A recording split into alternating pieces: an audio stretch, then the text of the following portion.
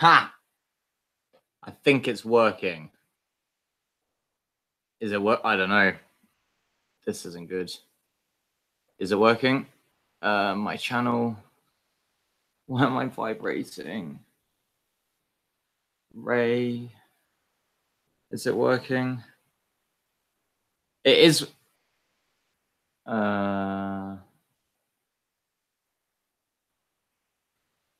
Ray. Is it working? It is.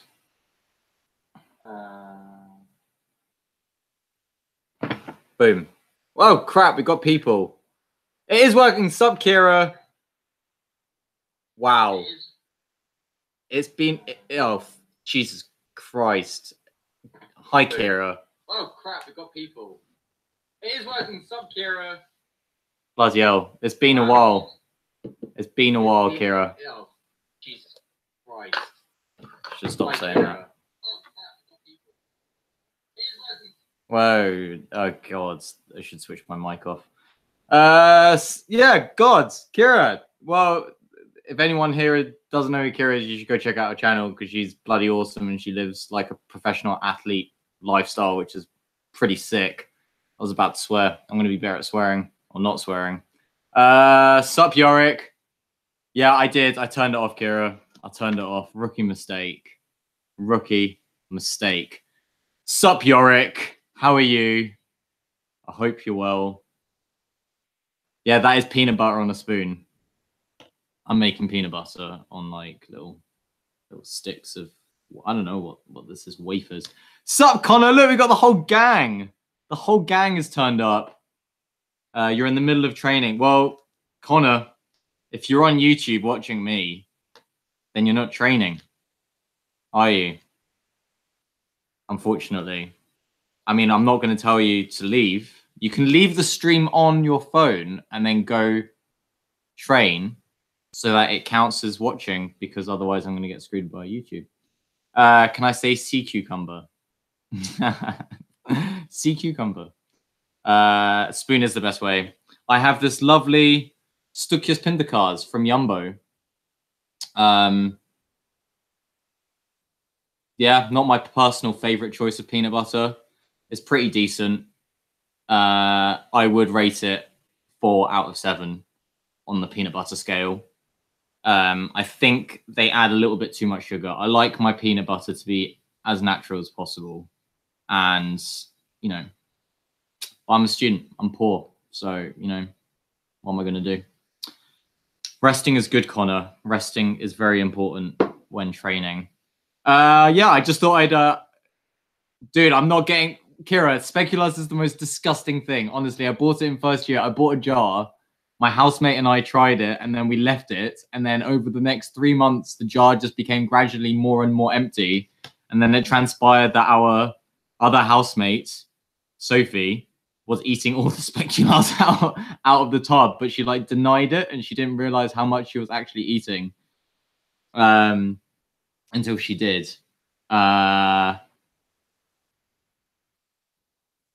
Moppelfrosch. Moppelfrosch, I guess. That's how I pronounce it. It's not Moppel, unless you're missing an accent somewhere. Yeah, I pronounce that Moppelfrosch. Kira, I mean, just because... Everyone check out Kira's channel if you like cycling, which I imagine I have quite a few Dutch subscribers, so I imagine it might be worth checking out her channel. She's a pro cyclist. Yes, that is a thing. And she's very good at moving her legs round and round in circles for hours. For hours. If anyone knows Red Hook Grit, then Kira's raced that, which is actually really bloody cool. And she's got a funny tattoo of like the scissors where her like bike tan would be. I don't know. I find that amusing. Personally. It sounds funny. Well, I would ask for you to correct my pronunciation, but there's literally no way of me hearing you. So, you know, it's forever going to be correct. Moppelfrosch. Oh, man. Hold up. I'm going to share this stream with some other peeps. Boom. Boom.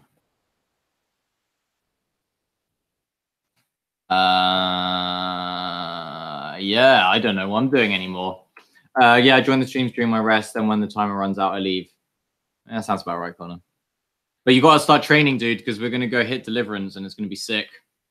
And we're going to go send Deliverance, and it's going to be sick. No, Kira, it's the truth. It is the truth. I've never been aware of a peanut butter scale since none of the rest of my family like it, but I'd love to be enlightened sometime. Dude, my sister is probably the most passionate person I know about peanut butter. She's probably tried, I don't know, like 15 to 20 different brands of peanut butter in the hopes of finding the ultimate peanut butter. To the point that when my parents come visit us at uni, they bring certain brands of peanut butter that my sister approves of because she can't find them here. That is how committed we are as a family to the peanut butter scale. Honestly, I'd like travel with peanut butter. Sup, Bouldering Bobat, Omar or Tom or whoever that is, because there's like 12 of you and you're all like morphing into one identity at this point.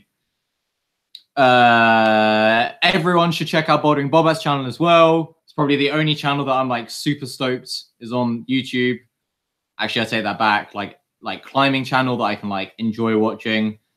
Manny is sick as well, but like he's a bit intense with the whole like, this is the biomechanics of the human body while holding onto rock. And it's a bit confusing. Something basic. Would you rather fight 1,000 duck-sized horses or 1,000 duck-sized horses? Because that would, yeah, that'd be like something out of Left 4 Dead 2, I feel. Could I use like cams as a weapon or something? That'd be sick. Or like my climbing rope and a bunch of other stuff. It would be awesome. Yeah, one horse-sized duck just sounds petrifying. And then like, have a little beak and I'd be like, chak, chak, chak, chak. Roses are red. My name is not Dave. This makes no sense. Microwave. That is German humor. If you're German. Oh, God. Oh. That just happened on the internet. That's when you commit to eating too much.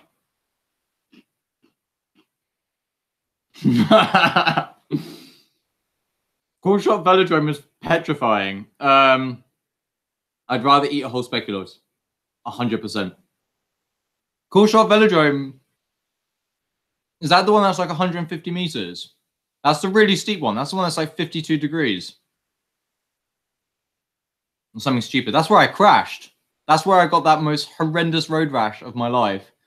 Yeah, good times. I think the right answer is one horse-sized duck because apparently it'd physically be impossible for it to stand and it just flop over. Really? I don't know, man. I feel like we need a vet or something. I mean, surely everything scales. So it wouldn't... I don't know. I feel like that doesn't work. Yeah, it's like it was a really awkward length. It was a really awkward length and it was steep and it hurt when you crashed. Then again, it always hurts when you crash, I guess. That got so infected. It was so bad. It took about... I had a scar for about 2 years afterwards from that crash. Kira, I have no idea what Moppelfrosh means. Moppelfrosh, I don't know. I'm just making it up at this point. Who knows? I'm going to eat my peanut butter.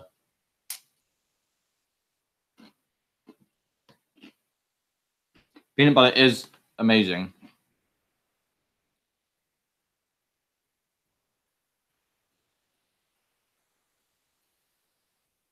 I think it's not so easy when scaling as it has light bones and whatnot. What do I prefer, cats or dogs? Dogs. I'd love a dog. I'd love a dog. I'd love a Rhodesian Ridgeback is the dog that I want. And its name would be Bear. Because it could be. And we'd have many adventures together. And we'd go climbing and stuff. And we'd go mountain running and skiing. And basically, I'm looking for a dog that could be like a girlfriend. For the adventure side.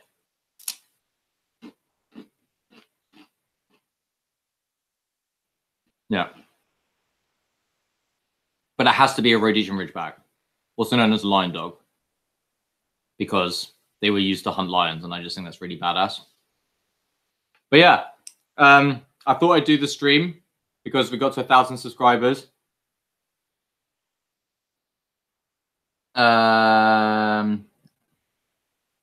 Sure, I'm not irritated though.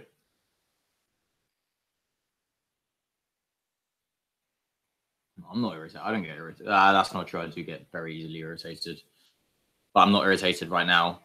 I just thought I had to clarify that I didn't want to have a romantic relationship with a dog, Kira. I think that was a really important distinction to make.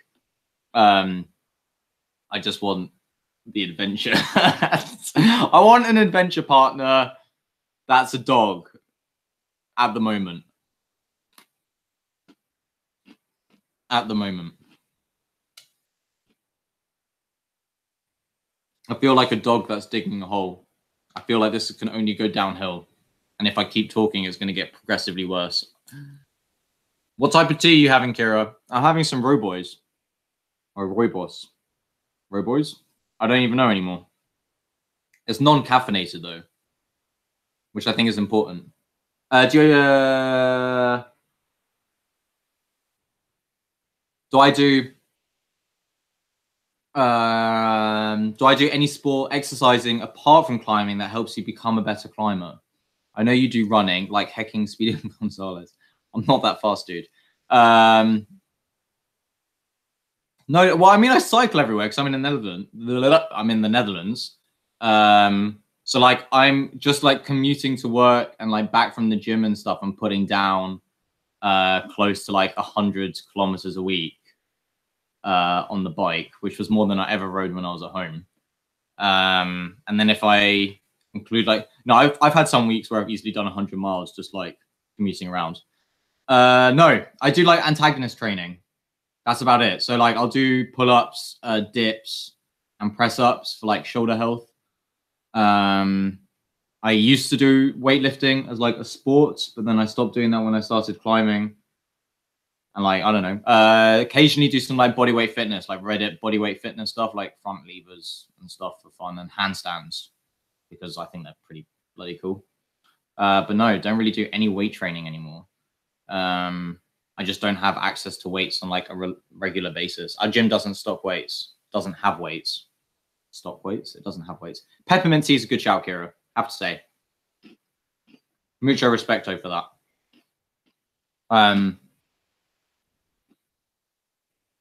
But yeah, I don't think it's that important. I think antagonist training is important. Dips, press-ups, and general shoulder health. But like anything after that, I feel like is diminishing returns depending on like your strength basis to begin with. So if you're already like quite a strong person, then you know, then you should be fine. Is the internet crapping out? It does this sometimes. Like it really pees me off. Because apparently on my end, YouTube is saying that everything is A-okay, which doesn't make any sense to me. Hold up. I shouldn't have anything downloading or anything. And it's been good. Yeah, no, my stream status is apparently good.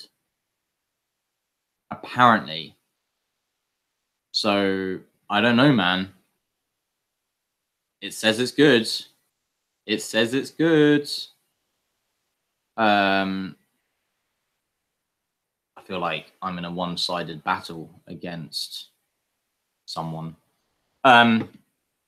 Also, wait, broadcast alerts. No, none of that is applicable. All right, maybe it's your internet, dude. Germany's failing you.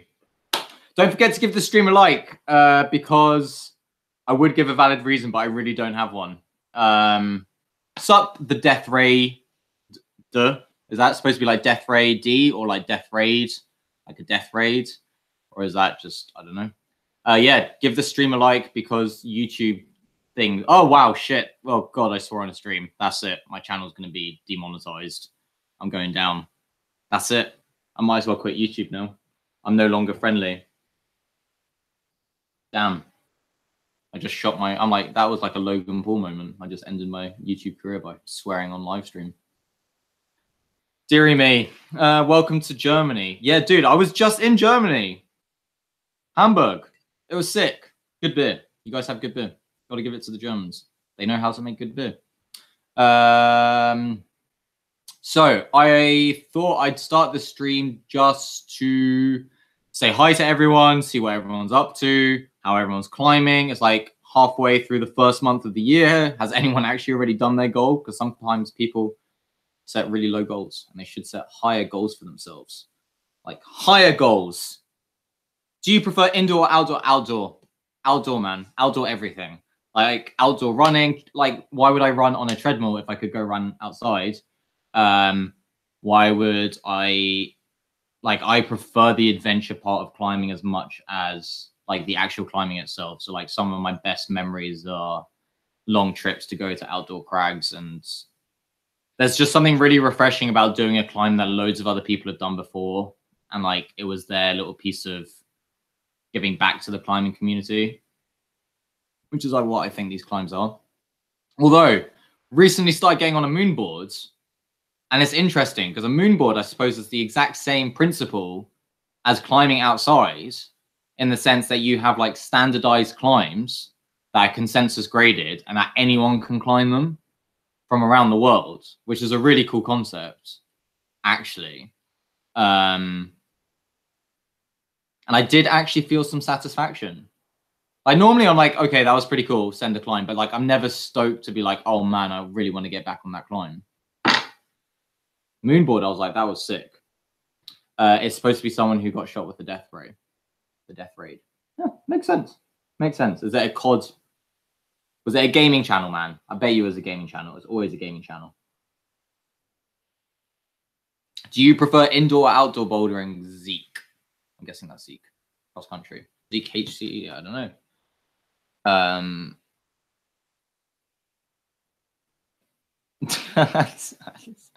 Oh man, you guys are funny.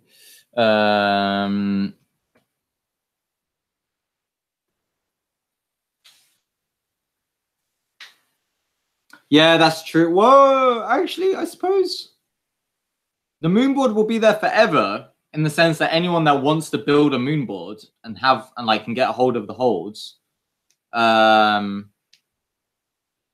climb it. So I guess even if the app goes or whatever, then the problems are already established. So it's not going anywhere.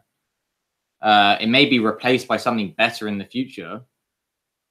I don't think it's going to disappear forever. I mean, it's kind of a part of climbing history now, I guess. It's like the OG thing, I guess. I've never done outdoor bouldering, so it'd be pretentious of me to answer that. That is fair enough. Respect for recognizing that. Hold up, I'm going to see if I can find a rubber band to use as a hairband. Because I've lost all my hairbands because I'm stupid.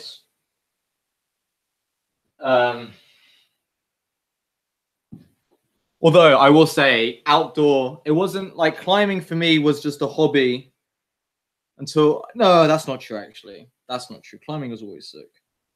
Climbing became like indoor was kind of ruins for me once I got outdoors. And then indoors became training for going outdoors is probably the best way. Like I'm never really too fussed if I don't send a project or something. I think one of my lights just died. Indoors, but like I get super angry if I don't send something outdoors. Like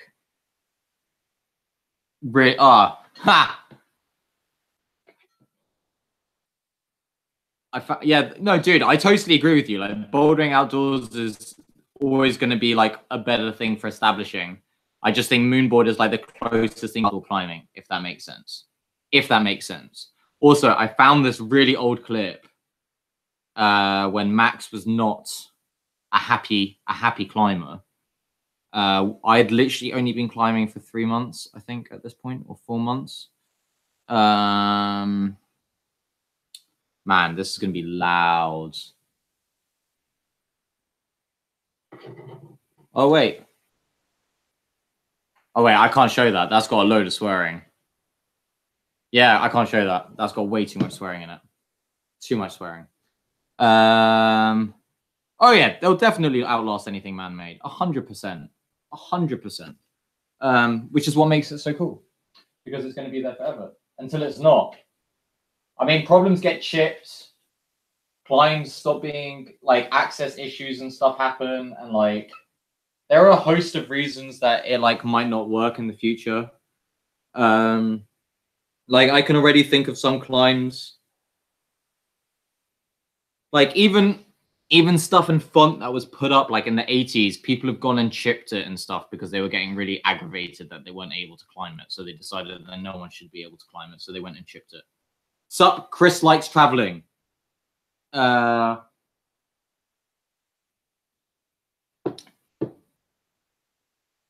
that sense, the Moonboard is much more standardized.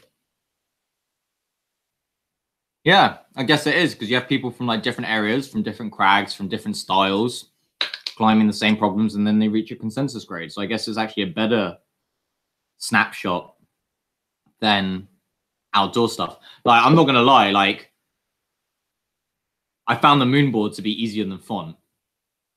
Like, a lot easier than font. I don't know whether that's more because it's my kind of style, like big moves on, like, crap holds, and, like, a lot of shoulder tension, kind of tensiony climbing, or whether that's because I was having a really good day. But I don't know. Rocklands, 100%. Like I just said, like, totally, like, that's my style of climbing. Like, big moves on big moves on, like, decent holds, and, like, a lot of power. That's, like, I love that style of climbing. It's like a gym. Like, that's the funny thing. Like, I don't really like indoor comp style climbing, but, like, old school gym climbing, which is where you're just, like, hucking yourself to, like, decent holds and big moves, I find really fun, which is why I like the Moonboard. And which is why I want to go to Rocklands. And I really want to go to Magic Wood. Magic Wood Boost. And Squamish. I want to go to too many places and I don't have enough money. Or time. That's not true. I might actually have the time once I graduate. Which I should hopefully be graduating. Dude, I may or may not have graduated from university. Actually, which is exciting news for me. It means I'm an adult or something. I don't know. Do you get, like, a little ceremony thing, don't you? You're like, well, you're an adult. Well done. Welcome to the real world, unfortunately. Or fortunately. I don't know, guys. Is it a good thing or a bad thing? Where would you like to climb? You haven't climbed outdoors, so, like, where would you, if you had the chance, where would you like to go? If you could go anywhere. What am I studying? Well, my degree was basically like, it wasn't like anything. As my parents would say. Like politics and history, like North and South America. And I did a minor in Spanish, which is what I just finished. Yeah, the Spanish was actually the most difficult bit of my degree. I've been climbing for a year and 2 months now, and I haven't climbed in nature yet. And in Israel, where I live, there aren't really good places to boulder. I just started planning my trip. Yeah, I heard there is sport climbing in Israel. My friends went out there a couple of times. I mean, yeah. Yeah, but I've never heard about any good bouldering in Israel. But maybe you could set up a bunch of FAs. That would be pretty cool. Although I would say get pads. Some people try and put up FAs without pads. I don't know why do they do that. Why would they do that? I don't know. Ba-doo. Yeah, Utah is amazing. I got to climb up at Mose Valley, and then that was bouldering, and then went up to Maple Canyon for some sport climbing during the summer. Awesome. Like, Utah's awesome. Like, probably one of the most beautiful states in the US. Oh, these packages are too dry, man. Yeah, I feel bad for Andre because they were, like, politicizing his trip to Israel, and the dude just wanted to go climb. I think it was totally fair what he posted on, I think it was Instagram, or it might have been Pavel. Just saying that it's absolute rubbish that they're, like, trying to politicize some dude's climbing trip. Like, it's got nothing to do with the political situation. Dude, font. I try and tell everyone to go to font. Like, you get strong in the gym and then you go to font to figure out where you're really at, I feel, because it's such a weird combination of strength and power and technique and footwork, and it's humbling. Font is humbling. That's what it is. Like, really humbling. I have never been so humbled as I have been on my first trip to font. It was the most ridiculous thing. It hurt. My ego hurt. Well, I had a pretty successful first trip, but it still hurt.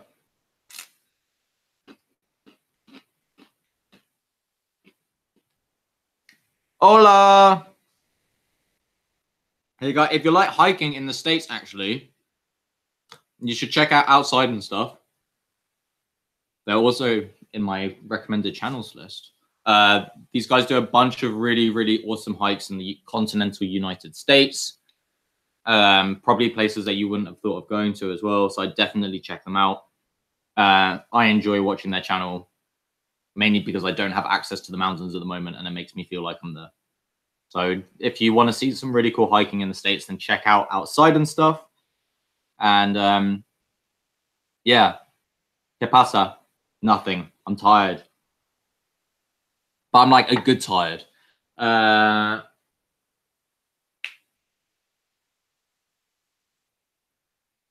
Yeah, I think the trick with font is to forget the grades. Like, when you go, just ignore the grades. Like, just don't like look at them. Just get on whatever looks cool and fun, and then just see how it goes, and then look at the grade afterwards. Because I've gotten climbs on font that were like 3C, which is like, I don't know, you can't even grade that in the V scale, and they were just insane. And then I've gotten climbs that were, 7B, and they felt totally doable. You live in Poland? Are you actually Polish? Możemy po polsku mówić. Although my mum would be a little bit disappointed in my pronunciation all evening. Vocabulary. But I am also Polish. Well, that's just disappointing, Zeke. You got me so excited. You got me so excited. And Outside and stuff, I am absolutely super jealous of your trip to Chile. That is just ridiculous. I also want to go climb Patagonia. How much time do you need for a font trip? My ideal trip to font would be a month. Like a month, at least. Because then you could actually take rest days. Dude, I'm just upset, man. You live in Poland. You only speak a bit of Polish. Hungarians, man. Everywhere. Everywhere. The worst. I was honestly excited. Yeah, I'd say like a minimum of a week, though, to font. Like, unless you know what you want to get on before you get there, then you can do like weekend trips. But like, if I were to go now, like 5, 6, 7 days minimum. Because it goes quickly. You live to disappoint. I think that should be my slogan. Yeah, then go. 4 or 5 days is more like 4 or 5 days. If you're fit enough, you could climb every day. But like, realistically, you're probably going to do like 2 days on, 1 day off, 2 days on.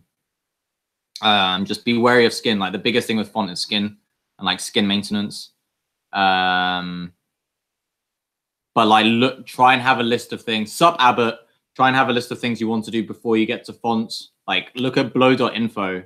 Awesome website. Has like everything you need for a trip to font. Totally recommend it. And they got like a bunch of really good lists and stuff on there. So I definitely check that out. Oh, man. Wow, there are 10 people on. Bloody hell. I am chuffed. I'm still eating my peanut butter. I'm delaying putting this in my mouth because I always look like an absolute cret when I eat. I also heard the rock ruins your shoes. Rock doesn't ruin shoes. Bad footwork ruins shoes.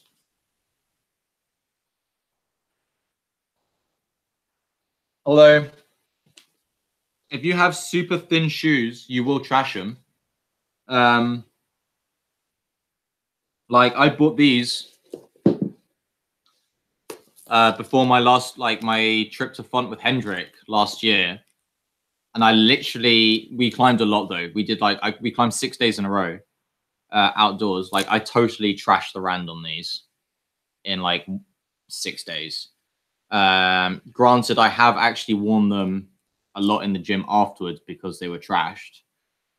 And they are very thin shoes in terms of rubber. But yeah, I kept. I don't know why I kept them. They don't even fit me that well. I bought them on sale. They're good shoes. I like them, but they're too thin for me. I don't know, and I don't like the toe box as much as I like my other shoes at the moment. Like I wouldn't buy another pair of them. Let's just put it like that. I should actually do a review on them. Too much space in the heel as well. Like crap for heel hooking. Terrible. Good for everything else. Good for smearing. Would recommend for smearing.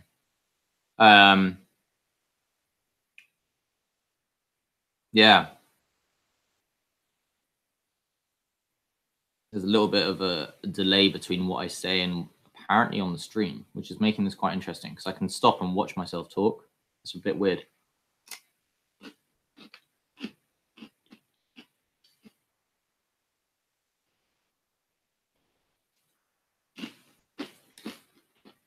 Well, that was all my peanut butter. That's disappointing.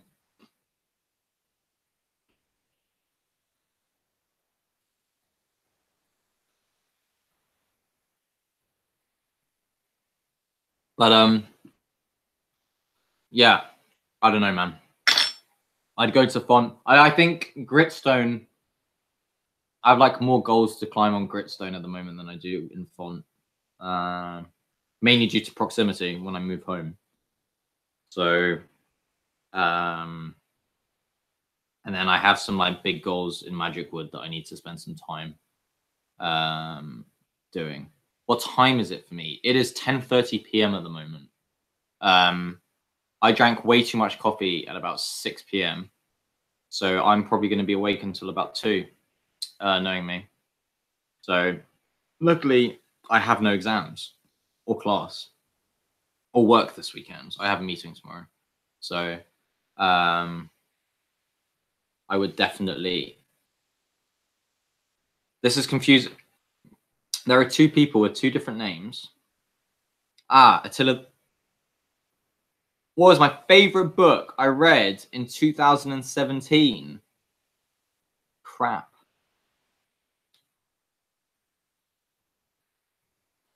That's a good question. The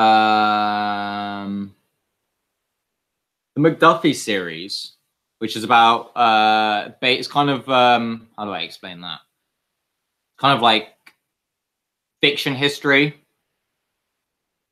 So it's a fiction story based in real historical time zones, if that makes sense. So it's about a detective in Northern Ireland during the whole IRA bombing situation and all of that. Really interesting books. But that whole series was really good. Personal favorite being The Cold, Cold Grounds. Tommy Caldwell's book was also pretty good. It was quite insightful into his like earlier life. Dude did a lot of sport. Sup, Robert? That's just such a rude word. I don't know why you would say that on the internet. That's just unbelievable. But yeah, those are my... Man, I read like a decent amount last year. I can't remember all the names. I don't read as much as I used to, which makes me a little bit upset. I'm trying to get better. I'm reading Slaughterhouse 5 at the moment. Because it's supposed to be a classic. And, well, actually, Jack Kerouac's On the Road was also pretty good. I read that.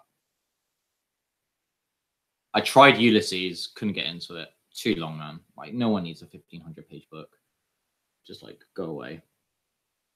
Yeah, I did read Honno's book. I got given that for Christmas just after I started climbing. Because, like, yeah, literally the same Christmas I started climbing, my parents bought me that book.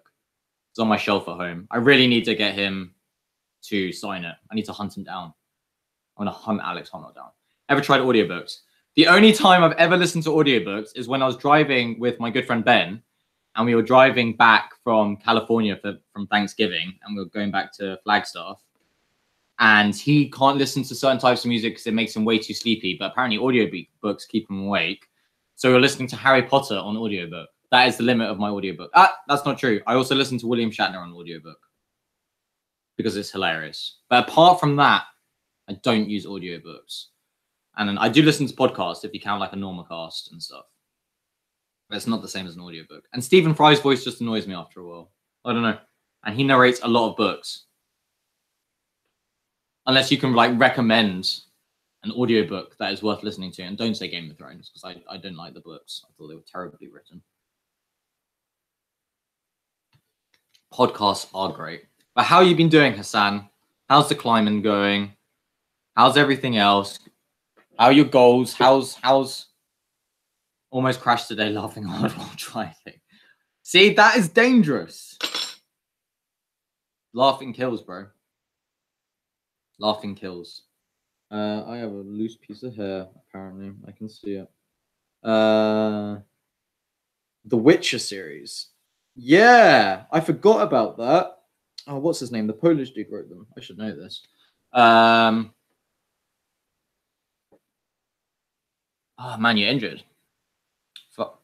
That's not... Yeah, I can't swear. Damn. That's not good. Injuries aren't good. Pieces, Death Ray. Thank you for swinging by. It was a pleasure. I'm going to eat peanut butter out of a jar.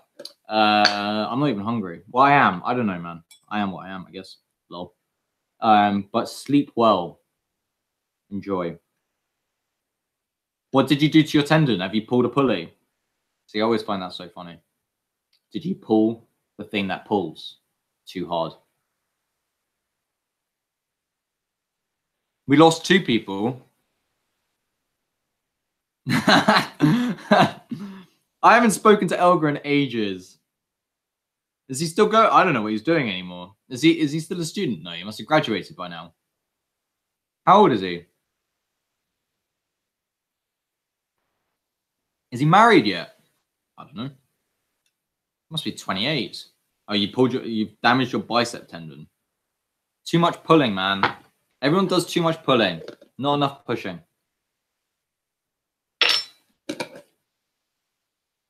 I remember that he lives in Utrecht. Wait, who's Adrian? I don't know who Adrian is, man. Unless we're talking about Adrian from...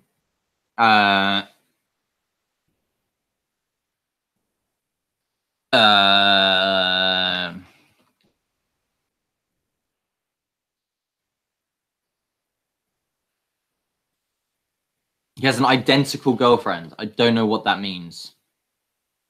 What does that mean? His girlfriend looks identical to him.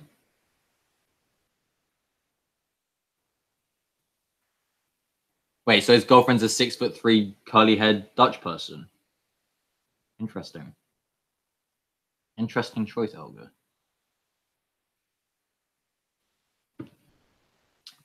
I don't think that's a healthy... Wait, identical to his ex. I don't even know who his ex was.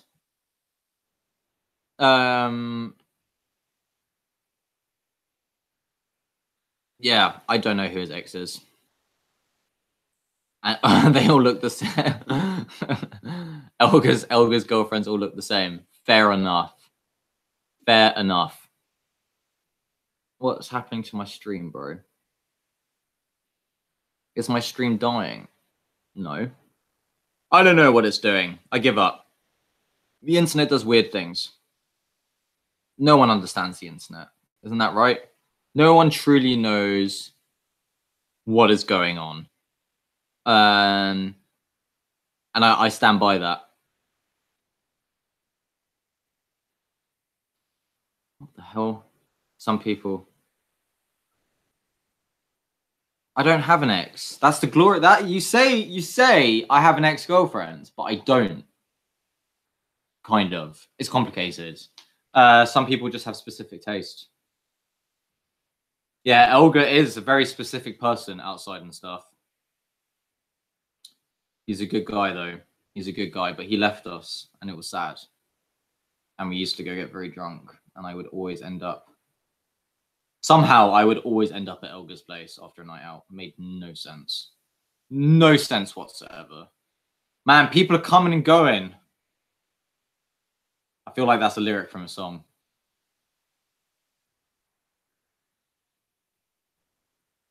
Oh, yeah, it's Eminem.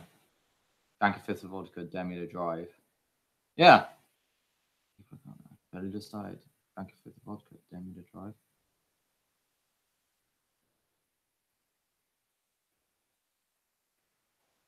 Wait, Rob, you're confusing me, man. You're confusing me. Who's hurting? Elga's hurting you. I don't know who's hurting you anymore, man. You're saying you're getting hurt. I don't know who's hurting you.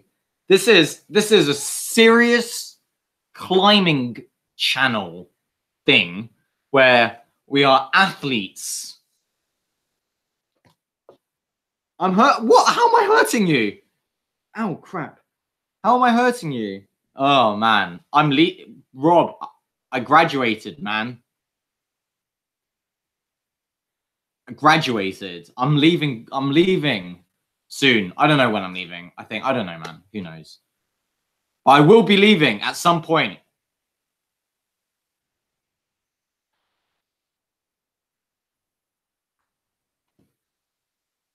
Sorry, what? Sorry, don't share your live stuff on Instagram. I haven't posted anything on Instagram. Wait, what? I haven't shared it on the Instagram. I haven't shared it. What are you talking about? So, if it is, got any favorite non-climbing athletes? Ooh, that is a good shout. That is a good shout. Non-climbing athletes.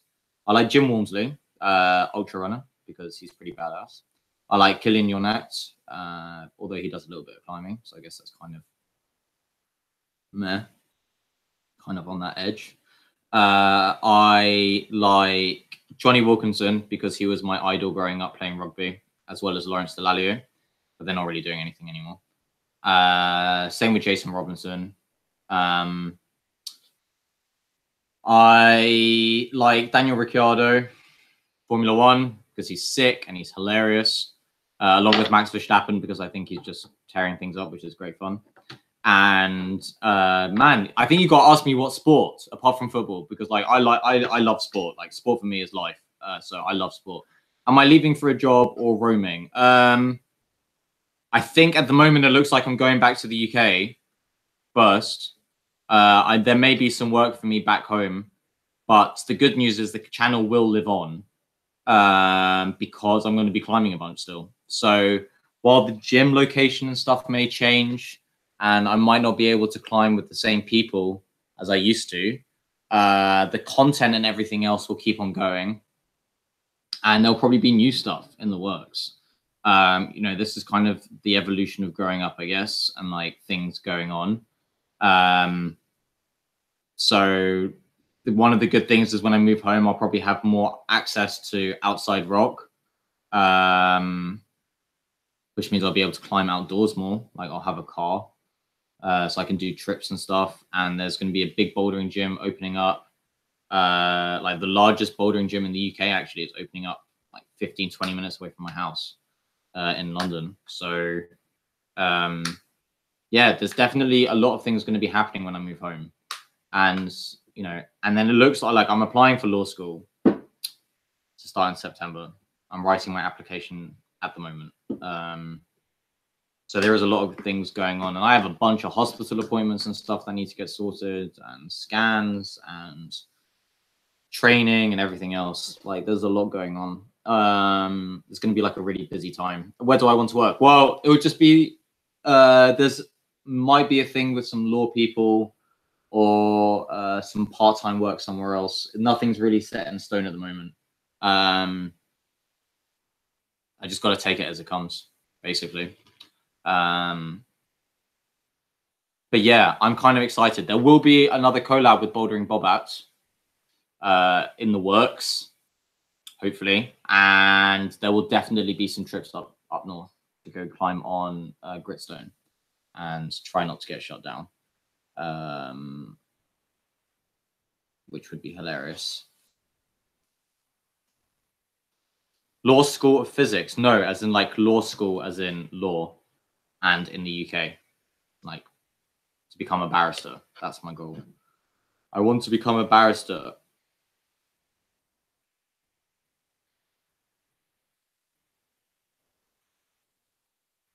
Hopefully. Who knows, man? Who knows? Who knows? Too many options, man. First world problems. Have you ever thought of nurturing your editing skills? You seem to have a good eye for it. Dude, my editing skills suck.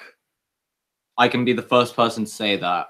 I would not say that my editing skills are on point. Trying to get there with it. Still a work in progress. A barrister.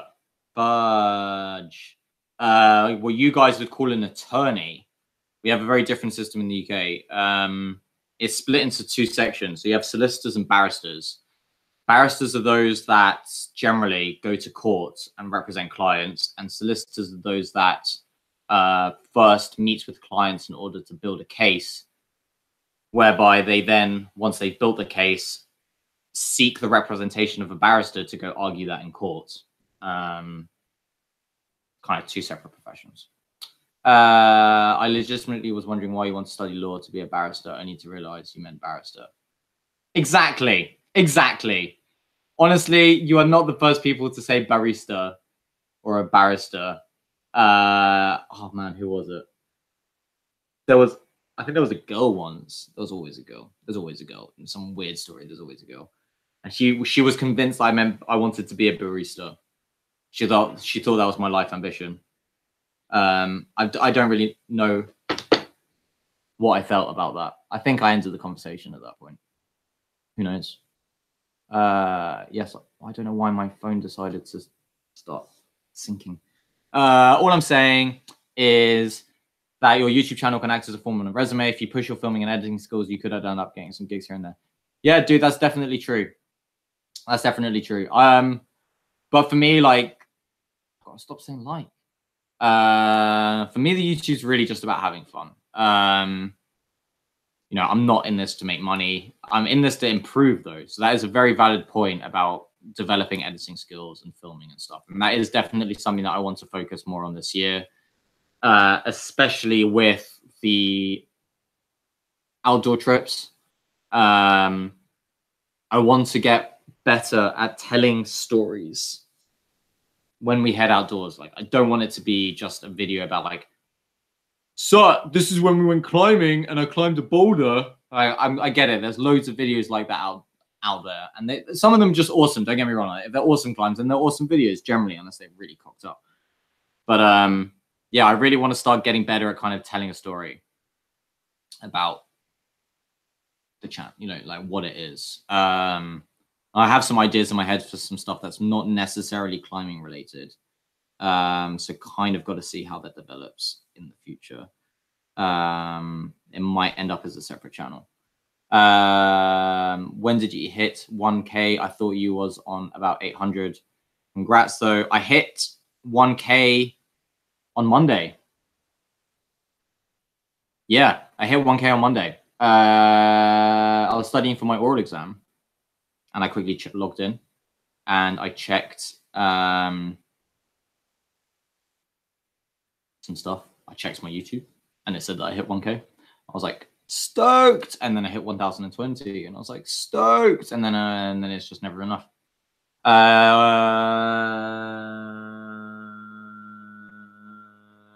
Yeah, I was super happy. I remember I texted my parents. I was like, guys, I broke 1K on YouTube. And then my parents just texted me back saying, why aren't you studying?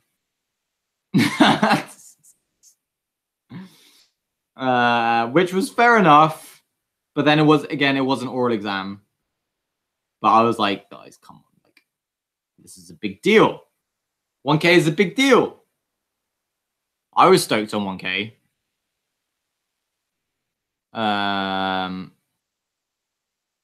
But then again, it's one of those things, you know, like you get 1K and then you're like, oh man, maybe I can aim for 2K, and then you get 2K and you're like, oh, maybe I can aim for 3K, and like I've given up trying to aim for subs. I gave up actually a long time ago. The minute I stopped caring about the sub count, I actually started doing better on YouTube in terms of like viewer engagement and like becoming part of the community. Although YouTube has just changed the whole monetization thing now. So, and the like partnership program, or to be like part of the YouTube partner. So I'm out. I've been booted out. How does one learn technique when they are climbing alone and sad? I feel like I'm trying to muscle through harder stuff. I actually, when I first started climbing, I would film myself a lot. I generally go climbing by myself. I enjoy climbing by myself. But I would go by myself and I would film, and then I would look back at the film and see what bits look desperate. And then I would just try and figure out what I could be doing better in order to stop being so desperate. So, for example, if I was cutting feet on overhang, it would be either like using higher footholds or trying to keep tension in my core as I'm making the move. Or if I'm cutting feet just because I'm using sloppy footwork, then like deliberately trying to work on that. Or even better is to watch other climbers climb your climb. So if there's someone at the gym that you see and they're like climbing something that you've been working on, just sit and watch and like see how they move. And just watch better climbers. Basically, it's a steep learning curve. Oh crap! Don't do that.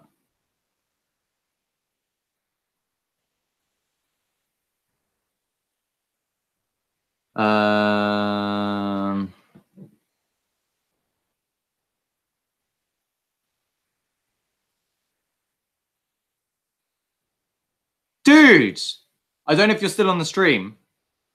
You may have just messaged me on Instagram. I totally recognize you from the gym. Holy cow.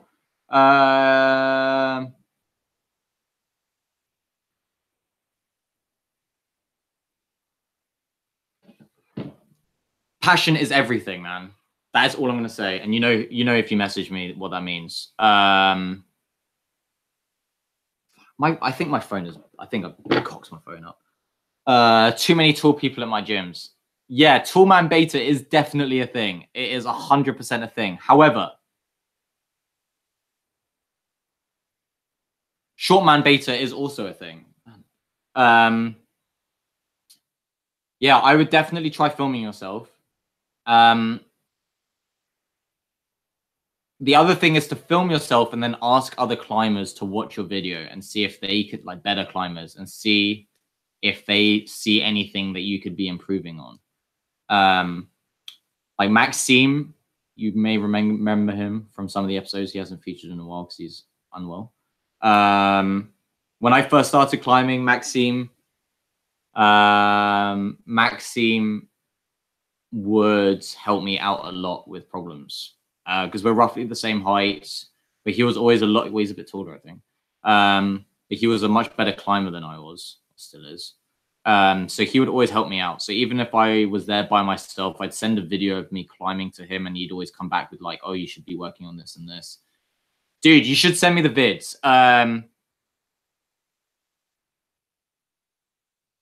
In fact, that is actually a Patreon thing. I can't believe I'm doing this. I am going to turn into one of those YouTubers. I'm going to show myself on the internet. Yeah,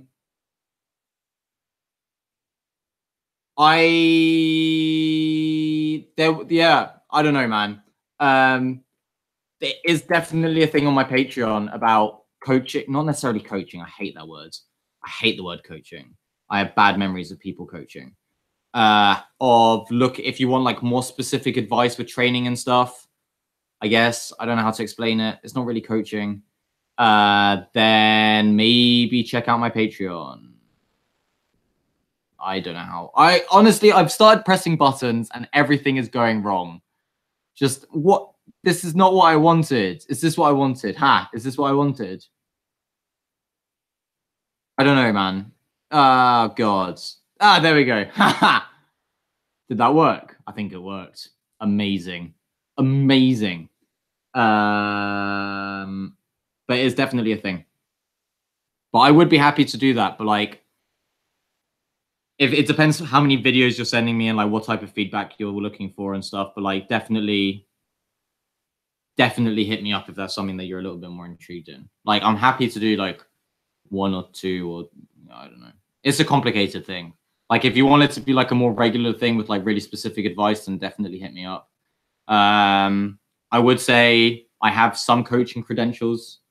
I'm not like, the thing is like, it's very easy to critique other people's climbing if you're not climbing. Like, it's really easy to spot mistakes in people's techniques and stuff, and it's really hard to self-reflect. And I think that's a really important skill, is learning how to self-reflect. And like be able to analyze where you're going wrong and why you fell off. Like, I don't think I didn't break through 7A until I started doing that, because until then I was flailing around like a fish on a wall.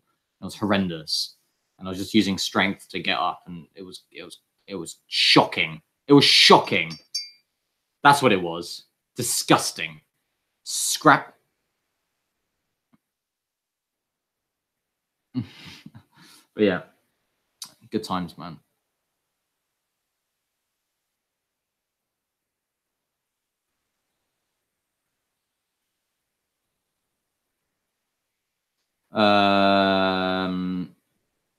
Also, I was thinking of doing some sort of challenge. I don't know, because I was thinking of doing some sort of challenge to raise money for arthritis research, because I get that people don't want to just part with their hard-earned cash. I totally understand. Money is like, it takes time to earn money, and it sucks to want to give it away or spend it on things. So if you can think of any like challenge that I could do, that I could try and get people to donate money to do. I don't know. I was thinking of something stupid like pull-up challenge or something, which was just boring, but could be extremely painful. I imagine that people want to see me suffering. Well, I suffer every day, man. Every day. I had a terrible week last week.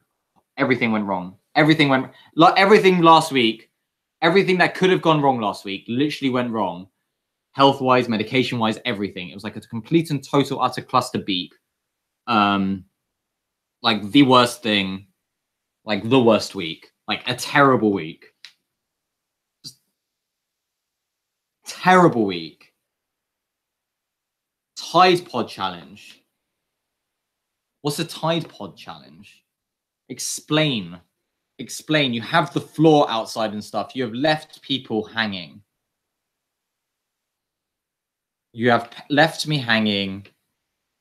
What is the Tide Pod challenge? But you didn't have to fight 100-sized horses, duck-sized horses at least. That is true. I did not have to fight 100 duck-sized horses, although that might have been better than my week. I had a bad week. It was a bad week. It was a bad week.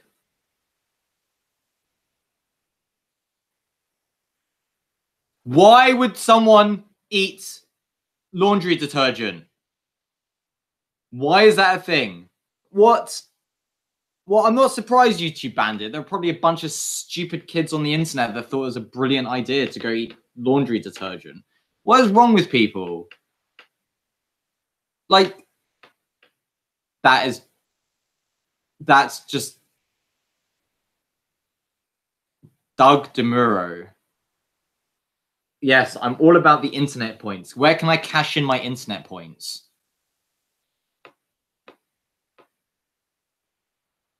Laundry sauce. Do you need some sauce for your laundry? Yeah. Laundry detergent, laundry, washing liquids. I don't know. Laundry. Yeah, laundry detergent. I think that's the best way. I don't know. Doug DeMuro. What's Doug DeMuro, man?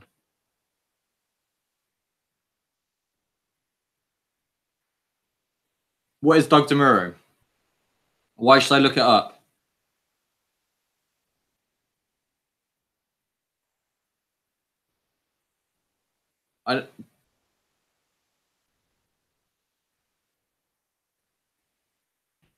I'm looking up Doug DeMuro on the YouTube.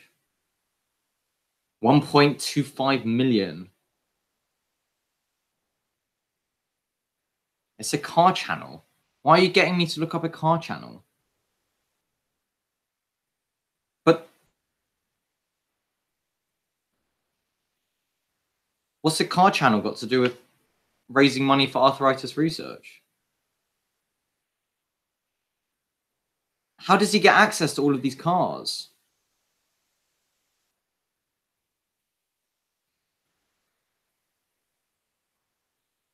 That's a lot of cars.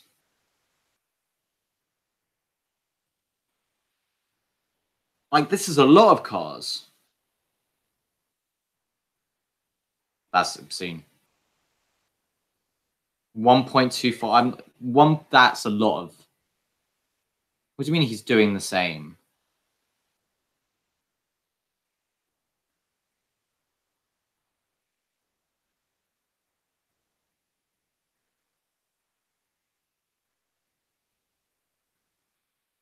What's he doing? All I can see is car videos.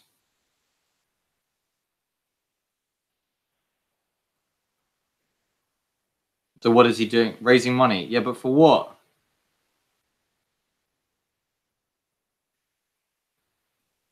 Oh, for ALS. Right, so it's not the same.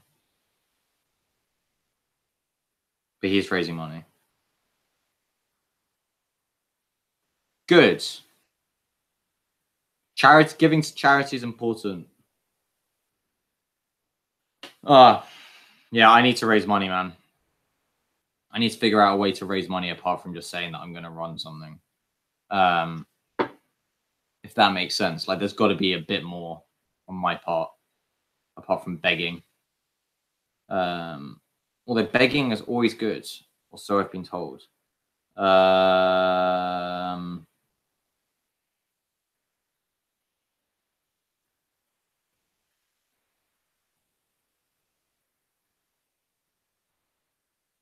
I think. I don't know.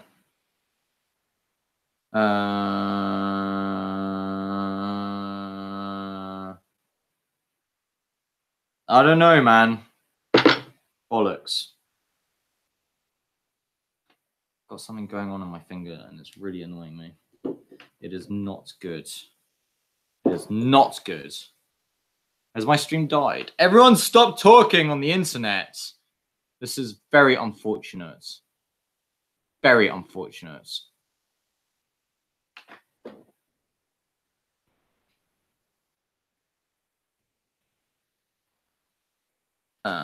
What is going on, fam? What is going on?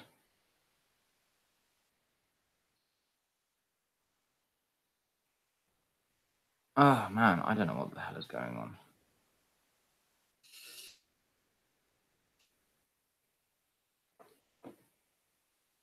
No, that's actually a very good idea.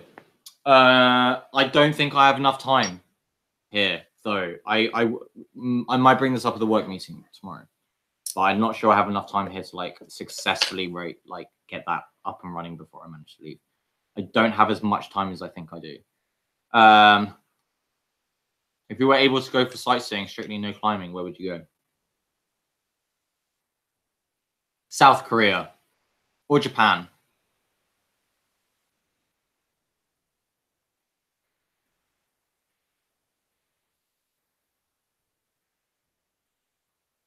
Yeah. South Korea or Japan. I have no interest in going to Australia apart from going to the Grampians. I don't want to sound super arrogant, but I've seen pretty much most of Europe at this point. The only places I've yet to actually hit up are the Nordics. But I am planning on going. But like the rest of Europe, pretty much done. Yeah, I've heard so many good things about Japan. I really want to go for the Rugby World Cup actually in 2019. So maybe I'll start saving money for that for next year because that's next September. Yeah, I am eating peanut butter out of a jar. It's one of those days. It's Friday. I would normally have popcorn, but we don't have any. Where would you go? If you could go anywhere for sightseeing, where would you go? But in Europe, yeah. I don't know. Probably Iceland or something. Iceland, Norway. Norway. I'd go to Norway. Because Europe, Norway. If it's the world, Japan.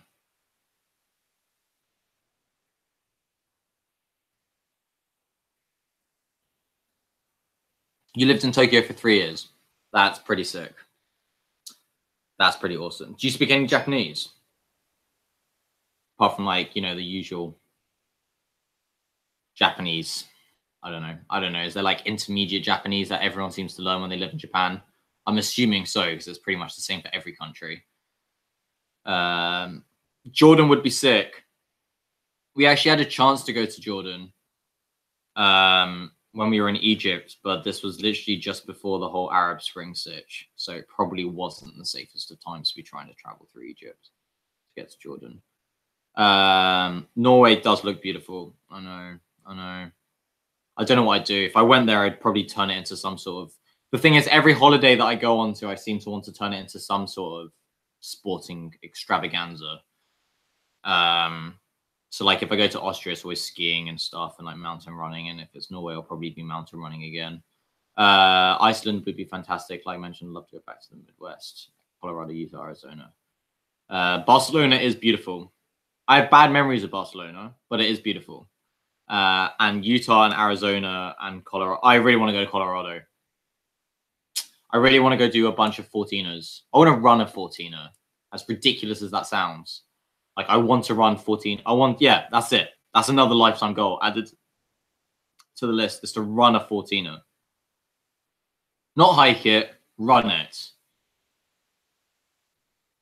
Yeah, I want to run a 14er. That would be painful. It'd be so good. It'd be like that kind of good pain.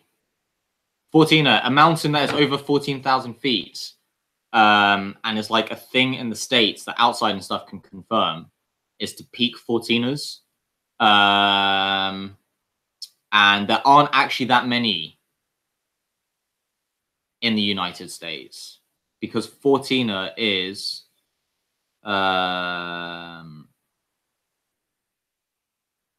14,000 feet is like 4,267 meters altitude. So mountains that are over 4,267. Unfortunately, my highest ever is 4,167. So I have not actually done a 14er. I have done a 13.9 thousand. Yeah, wait, how many feet is that? 4,167 meters. I've done 13,671 feet.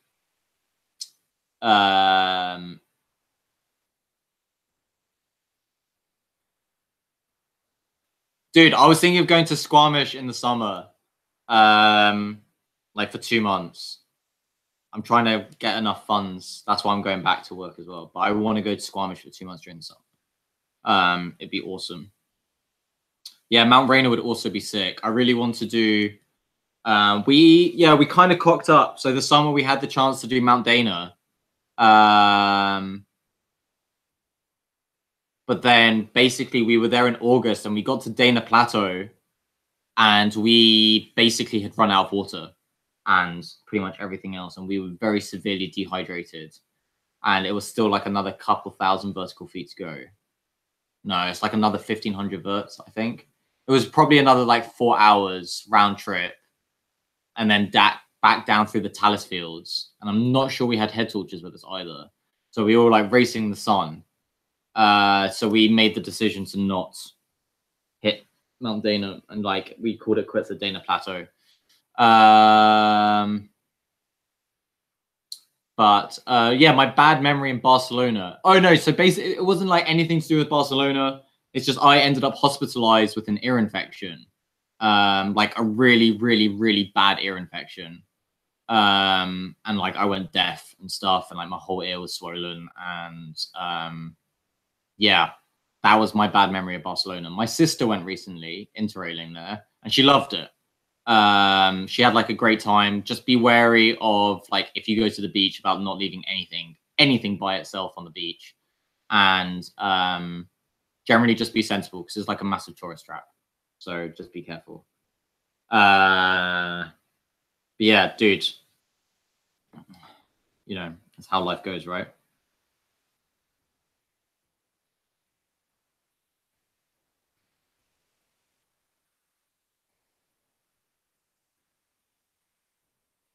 Just give me 1 second, sorry.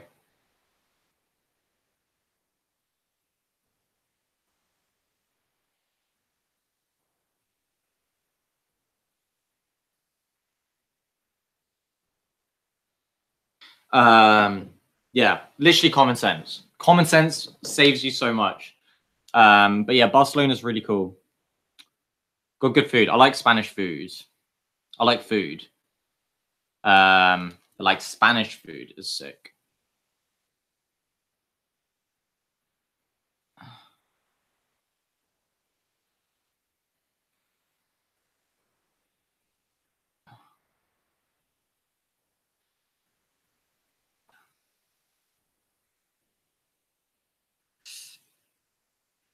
Common sense is always important. Sorry, just got some dope messages.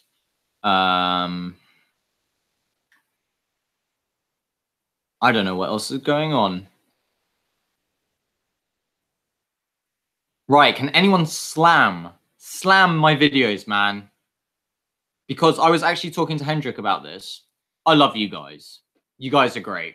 You always give me a lot of good feedback and like support me and, you know, like coddle me a little bit and like try not to upset me too much. Like really what I want to hear is like, what am I cooking up on the channel that you really want me to like sort out? Like, what am I doing wrong? What would you like to see get better? Because I think it's a really important part of the creative process is the ability to get feedback and like learn from what I'm doing wrong. Now I know this might be difficult since you are my subscribers and I don't feel like you have this like loyalty towards me, but it would be very nice to be like, hey Max, I really don't like it when you do XYZ, or like I think you should improve on doing this, or like because I had someone recently go say that my videos were like soft. Soft as in like they weren't sharp or like crystal clear and stuff. And like I was like, okay, thank you. And I tried to work on that for the last like this week's Thursday sends. The lens I had was having some issues autofocusing though, which was very disappointing. So I might not use that unless I'm like putting it into manual setting, using it manually. But like if there's anything else that you're like, sort that out. Yeah, dude, the music is such a good shout. I really need to figure out how to sort that out because I can't tell the gym to stop playing music. Unfortunately. Unless I'm climbing there early morning, in which case we don't actually need to be playing music in the gym, which is fine. But if I'm there during normal opening hours, then the music is on. I did just get a new mic. So I'm trying to see if that's something I can sort out by using a good mic and a low pass filter to try and get rid of the background music. But I do agree with you on the music. It is a personal gripe of mine. More blooper reels. All right. I might actually... I wish I'd kept all my footage. I will try and... I don't know what happened to my voice there. I will try and get a blooper reel out. That would actually be quite funny. That would be a good thing. Yeah. All right. I need to buy another external hard drive because this footage takes up a metric ton of space. Like it takes up a lot of space, as in like a silly amount of space. My 4 terabyte hard drive is basically full. But I will go and see if I can find blooper reel stuff. That is a great idea. Thank you, Attila, the Hun. Bloopers are good. Or do you mean bloopers in the videos, or do you mean like a separate video that is bloopers? Because that is different. There is a difference. I've now eaten a piece of my hair and it's in my mouth, and I don't want to be like fishing in my mouth to get my piece of hair out. Well, I think I have. Yeah, that's disgusting. I apologize, YouTube. I apologize. Yeah, if you mean bloopers in videos, or do you mean separate videos? I need some clarification. Clarification is key. Man, actually, that would be good fun. I guess it could be a separate video, maybe easier for you to edit as well. I mean, it doesn't actually...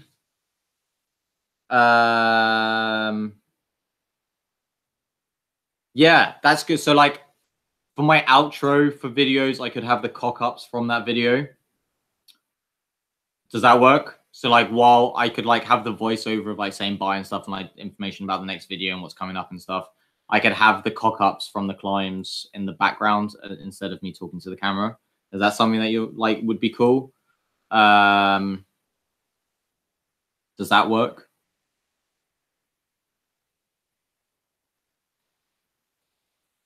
Because I can definitely do that, like, for tomorrow's episode, for example, which will need to be edited. I can definitely do that. So there's a lot of footage. There's a lot of footage. All right. Okay, I will try and do that for tomorrow and see how that goes. I do have a lot of footage for tomorrow. Tomorrow's episode is going to be sick. I'm really, really excited to edit it and get it out there. It's going to be really good. It's going to be very good. There's a lot of climbing. Dude, my life revolves around climbing now. Like, if I'm not climbing, I'm working at the gym. If I'm not working at the gym, I'm editing videos. If I'm not editing videos, I'm thinking about editing videos. If I'm not doing that, then actually it seems to be like I'm planning to run and stuff. But, you know, you get the vibe. There's nothing wrong with it, but like climbing life balance, I guess, kind of important. Your feels.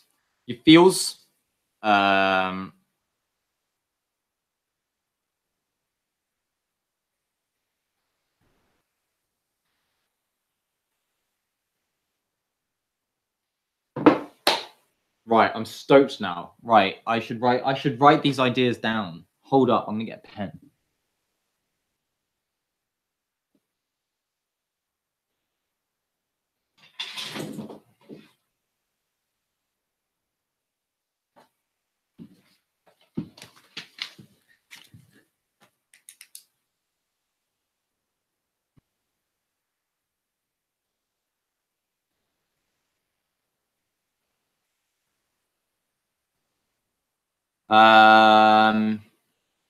More El Toro.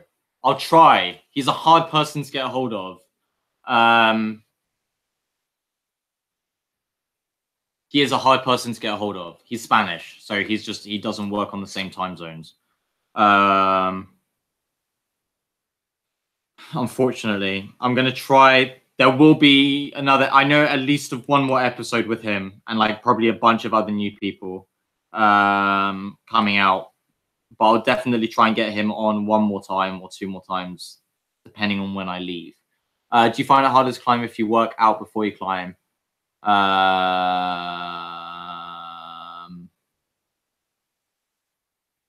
No, I don't work out before I climb though. Like, actually, I run before I climb and it goes fine.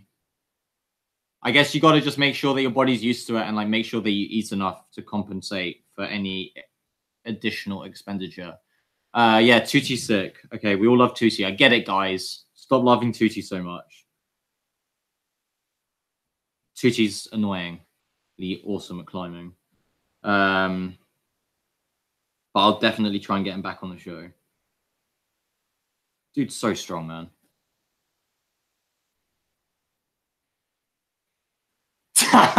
Oh, man. Yeah, I love Dennis. Dennis injured himself at Dutch Nationals, actually. He damaged his knee on a heel hook problem. And he hasn't been able to climb since. So it's kind of unfortunate. But he is going to be back, hopefully. I like climbing with Dennis. Dennis is like that kind of... Dennis is good enough that he's better than me, but not so good that I feel like I totally don't deserve to be in the same climbing gym as him. Tutti, on the other hand, I climb with, and I feel like totally under. Like, I just feel like I shouldn't even be climbing anymore. Like, when I climb with Tutti, I feel like I just don't deserve to be in a climbing gym. That dude is so strong. It's actually kind of insulting. He hasn't even been climbing long. That's the crazy thing. Like, he did like 2 7C pluses and an 8A or something over Christmas. He's been climbing for like 4 years. Unrelated, do I like sushi? I do like sushi. I love sashimi, man. Raw fish is my jam. I'm disappointed your underwear choice is not more popular.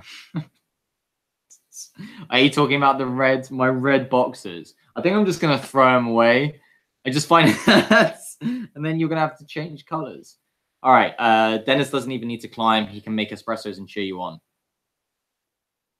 I agree with that. I'm writing that down. Dennis, make espresso and cheer. And cheer. I don't wear a thong. Every time, man. Every time. I Snapchatted this to Dennis. This conversation. So that he comes and makes me espresso. He probably won't, but I'm going to try and convince him to. Because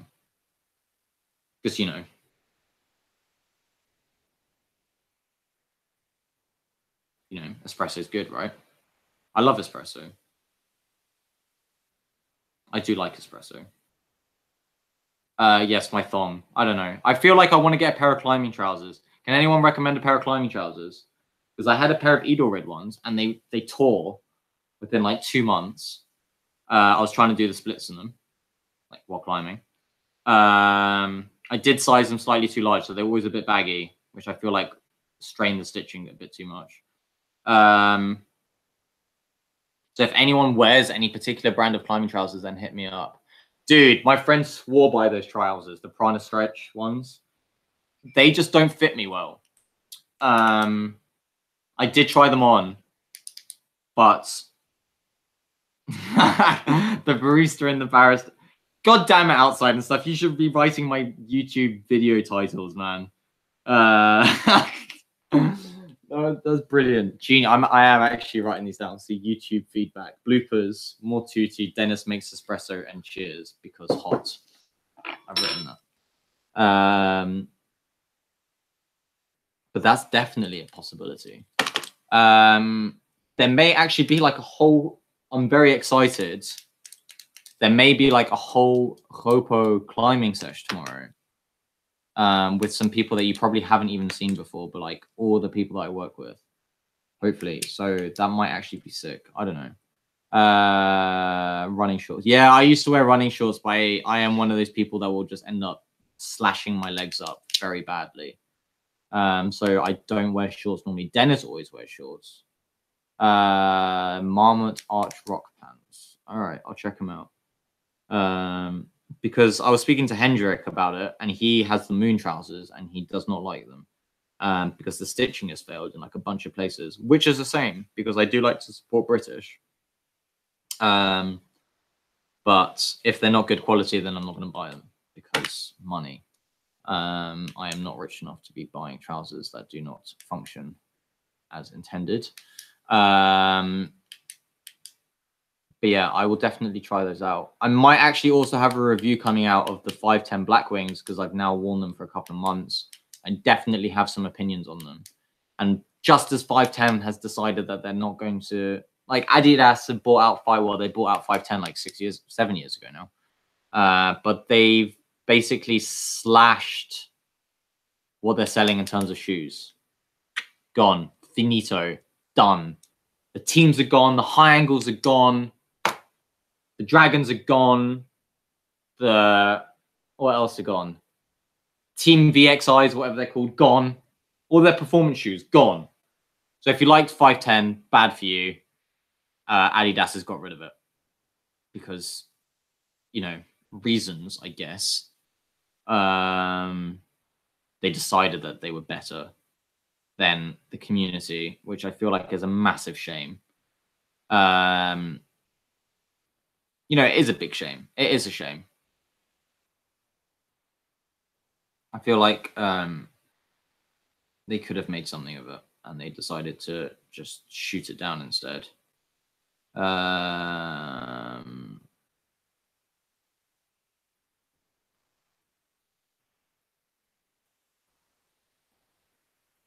Yeah, 510 dude, dead.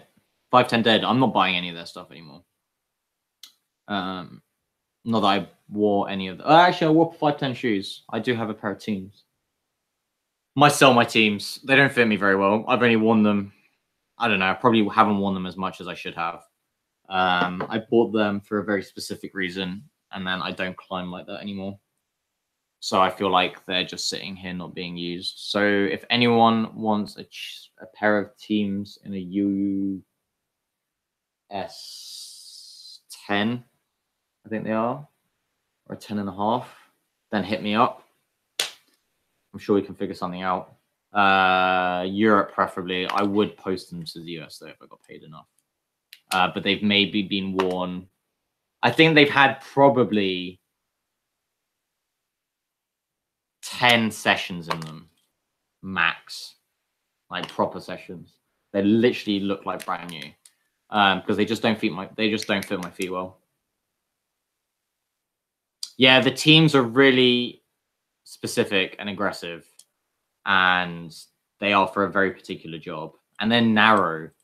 The teams are narrow. I have relatively wide feet, and it was like a big mistake buying teams. So I only really wore them when I was projecting really steep, aggressive stuff. But yeah, definitely not my favorite shoe. Good. They're a great shoe, though. That's the thing. Like, they are a great shoe for what they're intended to do. But for a general, like, if I was going to the gym, I would never wear teams for like a gym sesh. They are way too, for me anyway, for my feet. Like, my feet hurt just thinking about it. Yeah, the teams are low cuts. The high angles are pretty low cuts. Pretty much, they're low volume shoes. That's why they're really aggressive. They're low volume shoes. So, you know, definitely take that into account. Why did I end up with 60? I don't get YouTube anymore, man. YouTube makes no sense to me. Did I lose a? Have I? Oh man, bet you I have. Bet you I have.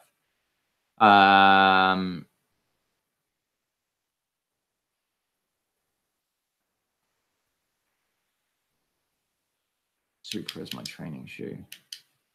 Dude, I picked up a pair of the Black Wings as my training shoe, as my gym shoe.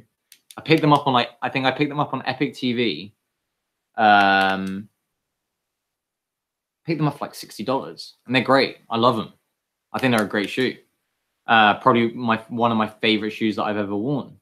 They don't look as fancy as like the La Sportivas and stuff, or whatever. But they're a really good shoe, and they pretty much do everything I need them to do, apart from toe hooking, which they're kind of useless for because they have no toe rover, or not like that. Anyway, but yeah, great shoe. Check them out. Would recommend.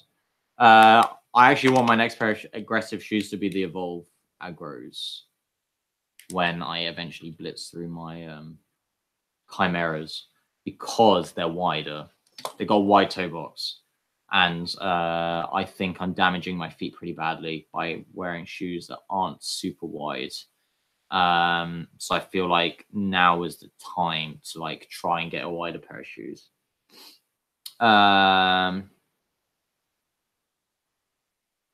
You wouldn't climb in them outdoors. Why would you not climb in them outdoors, but climb with them indoors? Why are you drawing a line there?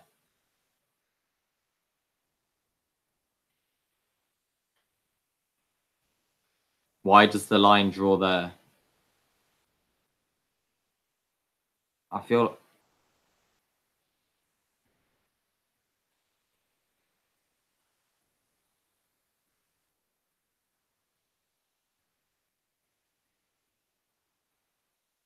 too thin.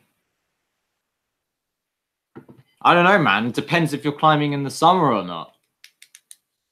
Done it. Too thin is relative, man. If you're climbing in summer, then you kind of want some thin trousers. If you're climbing in winter, then you want thicker trousers, I guess. Or are you saying thin as in like you're gonna trash through them thin? Oh yeah, yeah.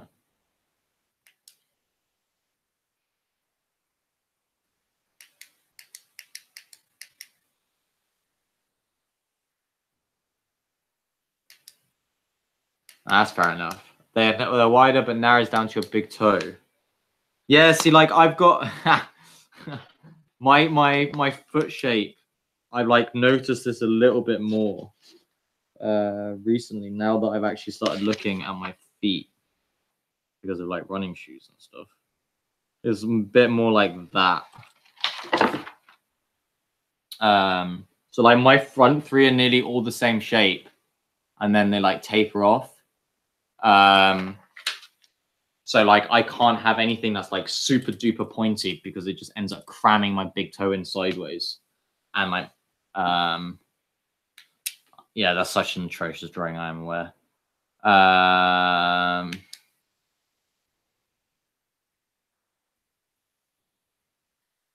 Can you link the video? I don't know if you can link things. Hold up, I'm gonna.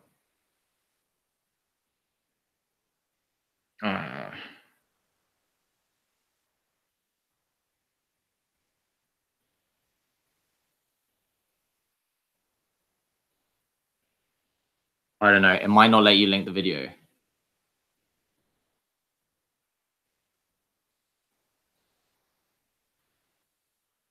Which is a shame.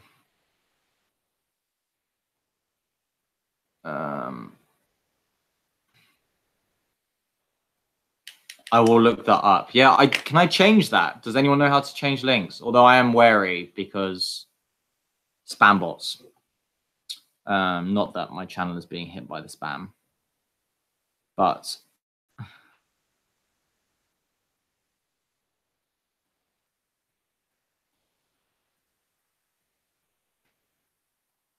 I have messaged Dennis.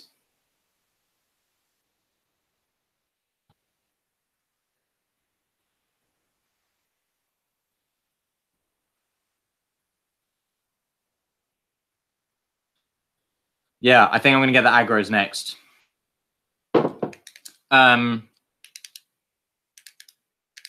What do you guys do with your old shoes?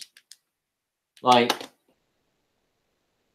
I haven't like totally blown through these, but they're about to go. My Squamas, I have officially trashed, and I keep them as a gym shoe. Only as a gym shoe, like my performance gym shoe. The Black Wings I have for gym, like everyday gym sesh. And then I had a pair of trad shoes, but I actually lost them in the States, so they're gone. Which is a bit unfortunate. So do you keep like your busted shoes for like, what do you keep them for? Like I feel like it's a shame for me to like chuck them away because there might be a kid that wants like trash climbing shoes and like he doesn't have enough money for climbing shoes, and like a pair of trash shoes is better than no shoes. I don't know.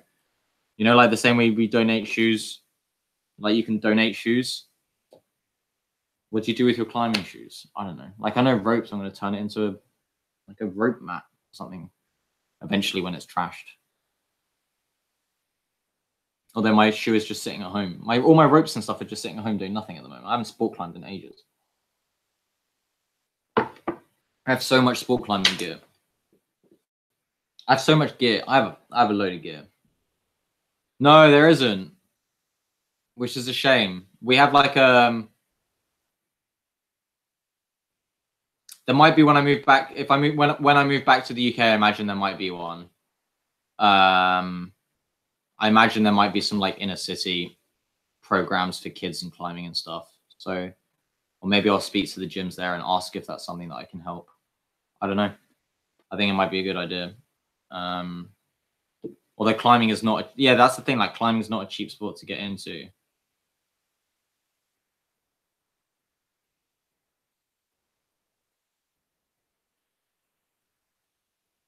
Just give me 1 second, guys. At Hopo, no, we don't have any teams. We have no team. Team gym climbing thing is not like really that big of a thing in Europe. It's becoming a bit bigger of a thing, mainly in the UK, it seems. But yeah, no, we don't have a team. We don't have a youth team.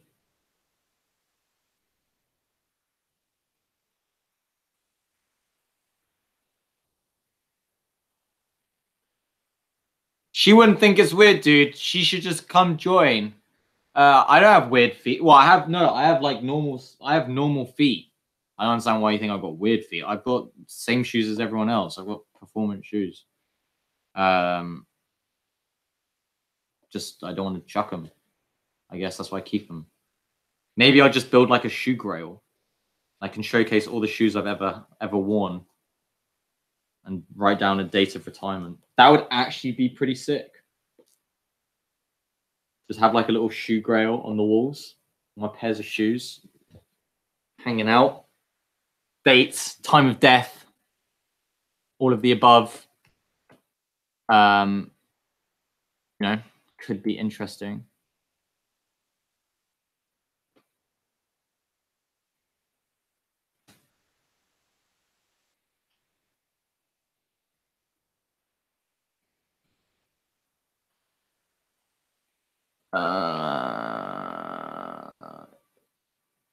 Dude, Attila, have you gone to Crux Boulder Gym?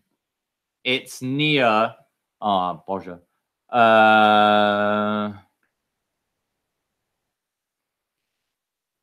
It's near, actually near this really dope tattoo shop, but that's besides the point. You can get the tram. It's literally 1 minute from the tram.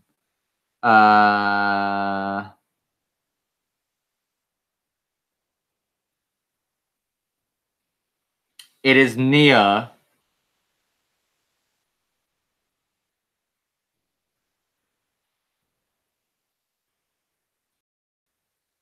It's near Kino Luna. And you can see the culture of Palace of Culture. Jesus Christ, Kultura Palace. Palace of Culture from it. Yes, yeah, dude. I was training there when I was in Warsaw. When I go live in Warsaw for the summer, sometimes I go live out there. Yeah, but there's a dope tattoo shop next to it, where like this tattoo artist that I really want one of his pieces of work done. Sometimes visits. But yeah, sick gym. Used to train out there. Made a bunch of friends actually out of that gym that summer that I was out there. Yeah, it's on Hoja, exactly. Yeah, no, I did, dude. I saw it. I'm gonna check out the video once the live stream finishes. Like designing the perfect climbing shoe with Daniel Wards and Paul Robinson. But thank you very much for swinging by. Help, I'm alive, and I will catch you next time, I guess. Look at this guy with his girlfriends. Rude.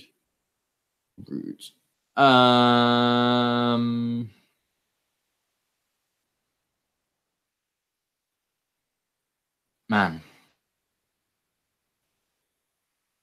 This is exciting.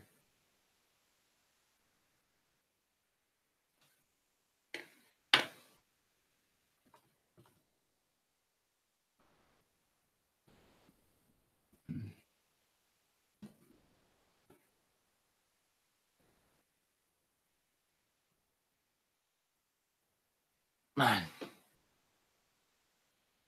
Thank you very much, Munti.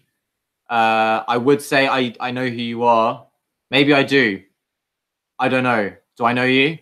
Or do you just know me from YouTube? See, now it's this weird combination of like people that I may know in real life or people that I literally just know from YouTube. So if I do know you in real life, I'm sorry that I don't recognize your YouTube name.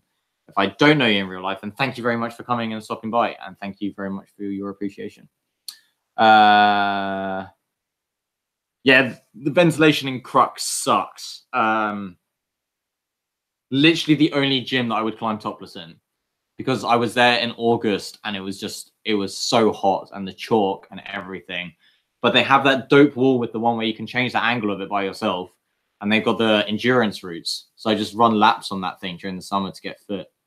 And the setting there was pretty cool. Bit comp styly, but it was generally pretty good. And the people were friendly. And the training area was actually okay. They had weights. So I respected that. A lot. So, yeah, I never swung by Camp 4. I need to go there one day. I don't know. Have you climbed? You should go climb in Adamov. Adamov. It's down south. It's like sandstone. It's like Font. It's like the closest thing you'll get to Font outside of Font in Poland. It's sick. The bouldering there is really cool. I wish I had some videos. I've got like no videos of anything from there. I've got a bunch of photos. So if you want photos of the crag and like where we went and stuff, then hit me up on Instagram. But yeah, Adamov is sick. Would recommend. 100%.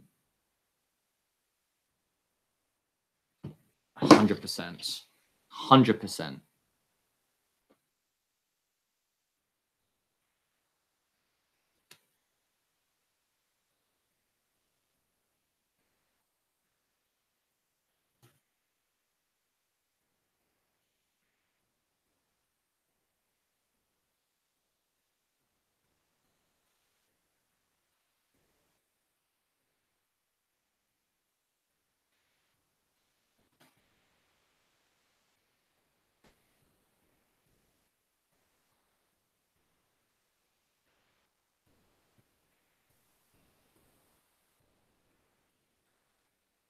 Yeah, definitely. I remember I went with a friend of mine that I met at Crux.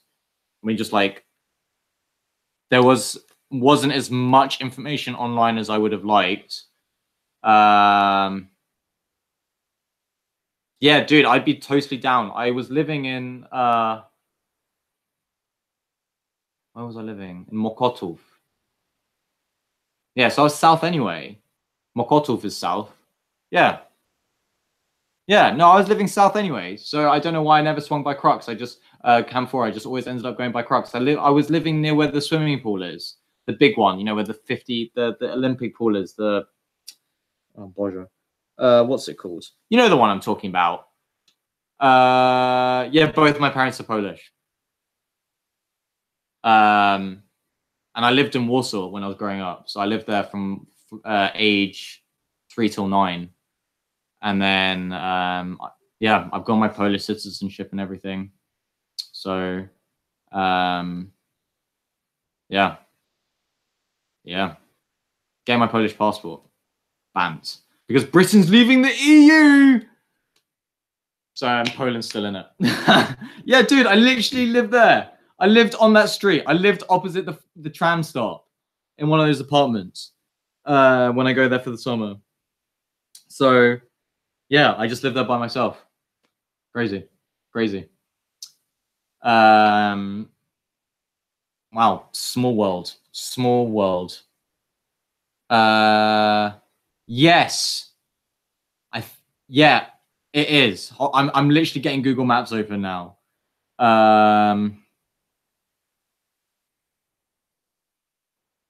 It's literally on the same road that the tram runs on. What's it called? What is it called?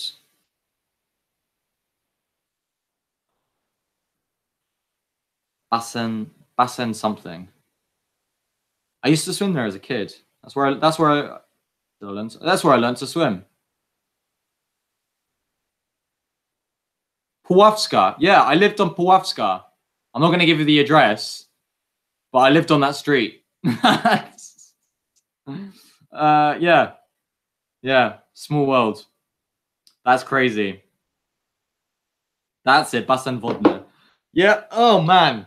Crazy. Crazy small world.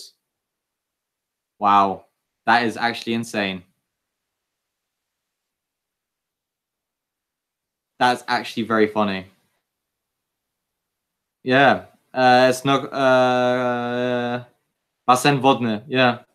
Yeah. Crazy. Crazy. Mind blown. Small world. Small world. But yeah, that's insane. That's so cool. That's very cool.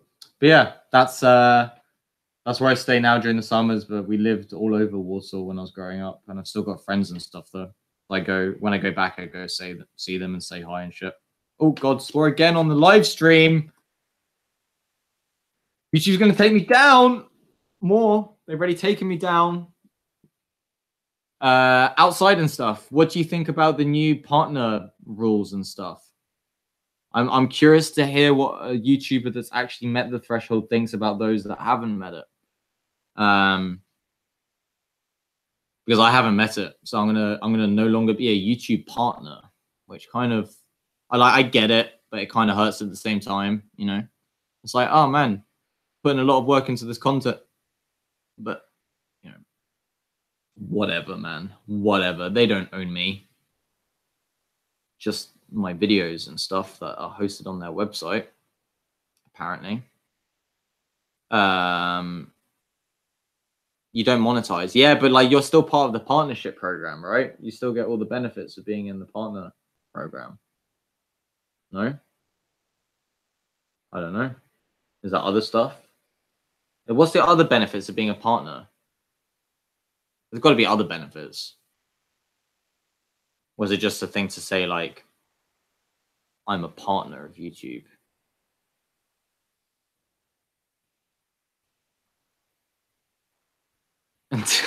Only produced for the good of man and womankind. Ah, so humble.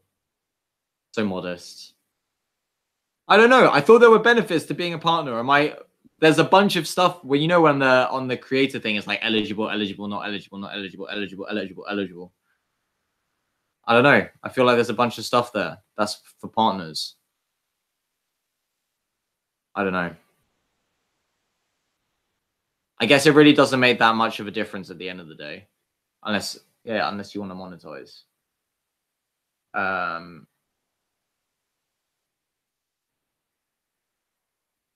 Yeah, fair enough. I just don't want to end up not having YouTube support. That's all. If something were to go wrong, and I don't want to be like seen as the little guy, although I am a little guy, but you know what I mean. Like, I don't want to be pushed aside just because I haven't hit their random requirements, which would kind of suck, to be honest. Yeah,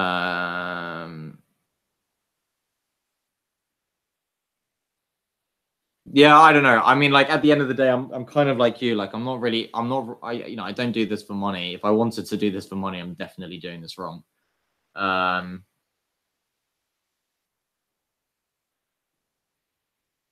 Dude, I knew it. I knew it. YouTube hates me. YouTube definitely hates me. I feel like I'm getting shafted by YouTube sometimes. It's just like, I don't make massive clickbait. And I feel like that's the wrong thing to do if you want to become a big YouTube channel. However, I would rather not sell my soul to the devil. I could not become a clickbait channel. It would become very upsetting.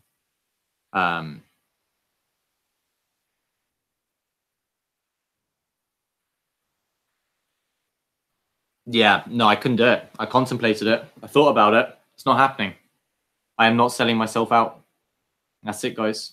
You heard it here. I will not sell out. Ever.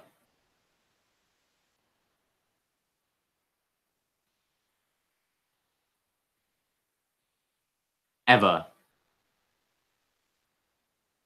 Dude, exactly. Check out this 5 nasty bouldering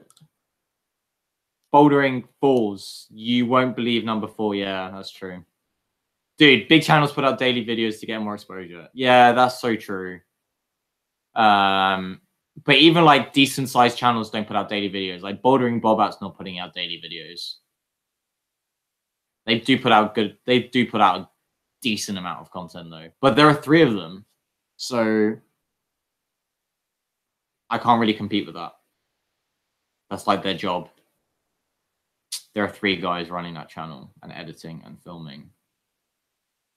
Like, that's a lot. If I had 3, if we were a group of 3 here, we would have like a lot of content. But at the moment, me editing like 3 videos a week and like trying to make them good quality is like a lot of work for me. It's a lot of work for anyone. Yes, Connor, I'm probably still going to go for like another hour or 2. I don't know. I've got nothing to do, man. I've finished exams. Like, what am I going to do? I've got climbing session tomorrow evening. My skin is trashed. My body is trashed. I cut my finger open with a knife before going to Hamburg, which was like a super good idea. So I've got this lovely like line going on there, and some like other stuff. But yeah, make a cover thong, make the cover. Yeah, maybe if I played strip bouldering with Dennis. Although Dennis would win and I'd lose and I'd end up having to strip. But strip bouldering would be good. So there's clickbait. Get the girls to come subscribe. Man, I was about to sleep, but I guess not. No, Connor, sleep is for the weak. Join me in the land of insomnia and sleep deprivation, because it happens constantly and it's annoying. But Connor, are you stoked? I'm stoked. I am so stoked. I am so stoked about the plan. And I have the car. 100% guaranteed I have the car, because my dad told me I've got the car. So I have the car, and the weather's looking good, and it's cold. And it's cold and sticky damp in Sheffield. And yeah, I will allow that. And we're going to go send Deliverance. We're going to go send Deliverance. It's going to be sick. Dude, if you don't have the pad, it's fine. I've still got 2. I got 2 pads. The trigger's not full. Try bouldering with a bowl of hot soup balanced on your head. Yeah, that's a great idea. Water bottle challenge. I don't know. I feel like I need to sell myself out a little bit. I don't know why, though. It's not like I have something to prove to anyone. I think this is a really important thing. Like, I have nothing to prove to anyone with this channel. Like, if anyone leaves this channel, at the end of the day, I don't particularly care. Like, if I cared, it's like a complicated relationship. Like, I care a lot about what my subscribers think, and I want them to be happy with what I'm doing. But at the same time, at the end of the day, this is me. Like, I'm doing this because I want to be doing it. Connor at 7B+. I found out.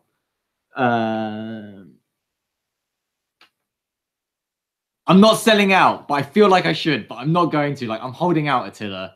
I'm holding out. I do want to make some fun videos, though, and I don't know if that counts as selling out. But I don't want to turn into clickbait. But yeah, Deliverance to 7B+, Connor. Although I feel like it's soft. I don't know, man. Like, I'm not. I've watched a bunch of videos on it, and I'm sitting here thinking, like, there's no way this thing is 7B+. But apparently it is. So it's got to be 7B+ for a reason. It's got to be 7B. It can't have been 7B+ for no particular reason. Like, someone gave it 7B+. I'm just guessing the starting slab is horrendous. That's the only thing I can think of that makes the grade, because the rest of it looks super fun.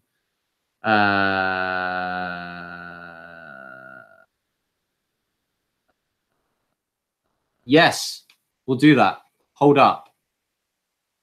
We'll do that, and we'll do this by doing this. Also, if any of my subscribers are in the UK, hit me up. If you live up at Stanage or like towards Sheffield, hit me up on Instagram. And maybe we can climb. Plus,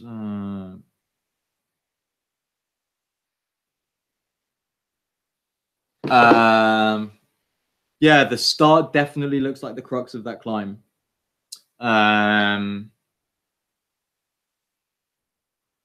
But then again, it's just slab. So It should be okay.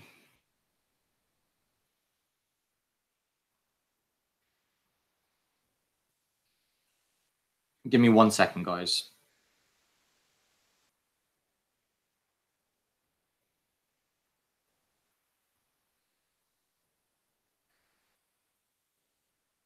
All right. Dude, don't.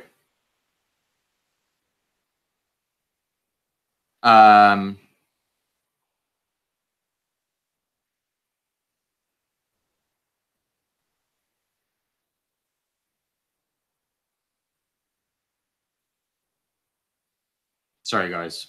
This is important.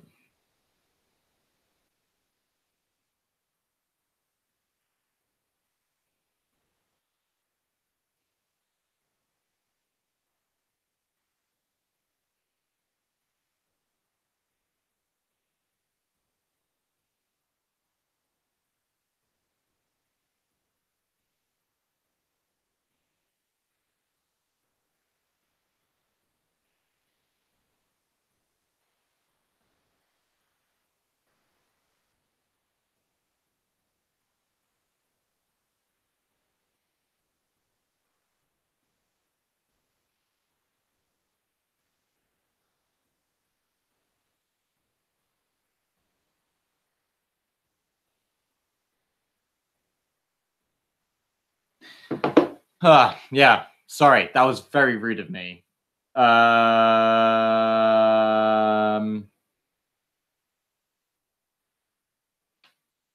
Just something very important came up.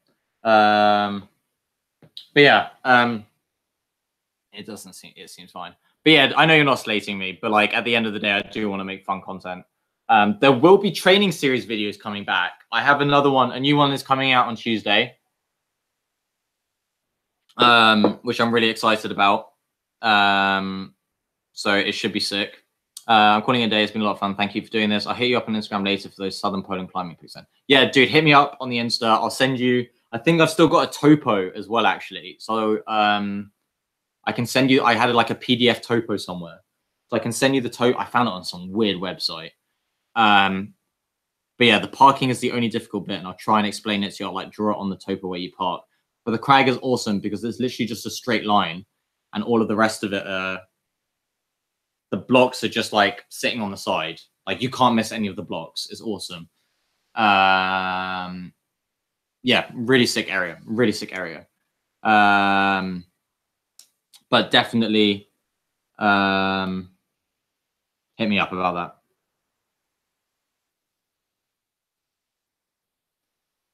that. Hit me up. Super sick climbing. Climbing question. Being a beginner, V2 climber, should I try to send many different projects during the session or focus on a handful and continue to send them over and over, focusing on perfection? I adopt the philosophy of volume, volume, volume, volume, volume, volume, volume.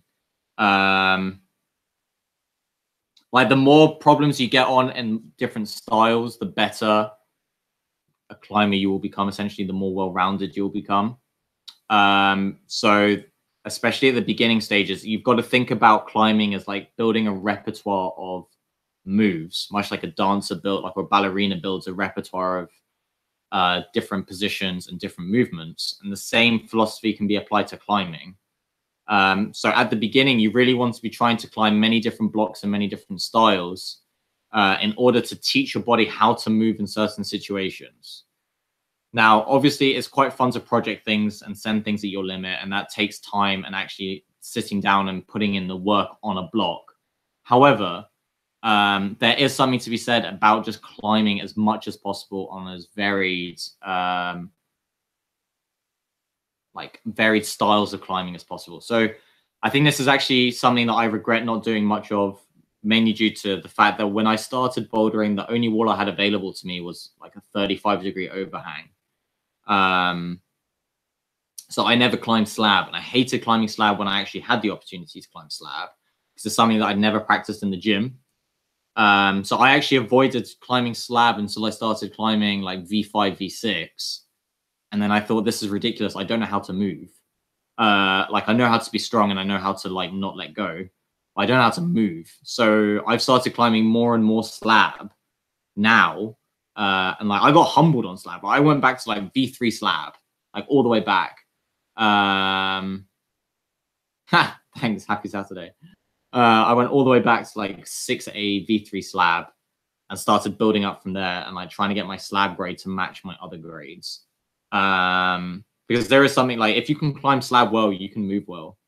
So definitely try and climb as many stars as possible.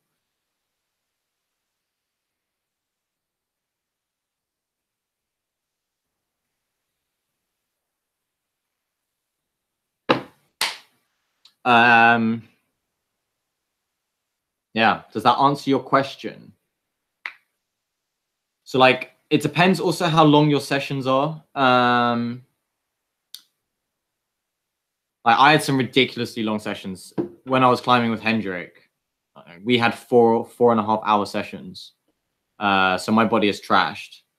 But like if you're going for an hour or two, then like realistically, you got 30-minute warm up or like 20-minute warm up, and then you're like getting into the vibe of things. Like you might not even be able to send like 5, 6, 7 blocks in your like hour session, or even get on 5 or 6 different blocks. Like sometimes, sometimes you need to set yourself like a limit, like how many attempts you're going to give yourself to try this block. And other times it's going to be like, no, I'm going to go work this block today. Like I need to sit down and figure out all the moves.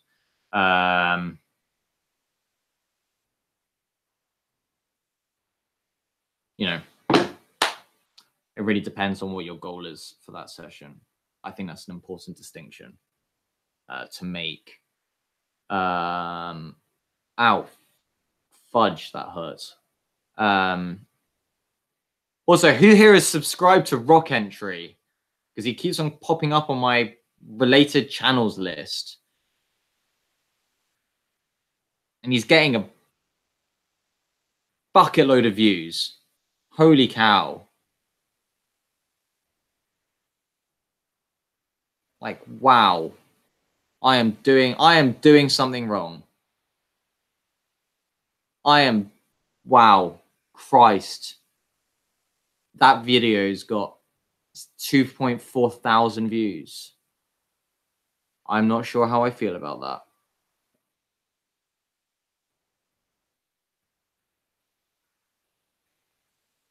Man, that's a lot of views.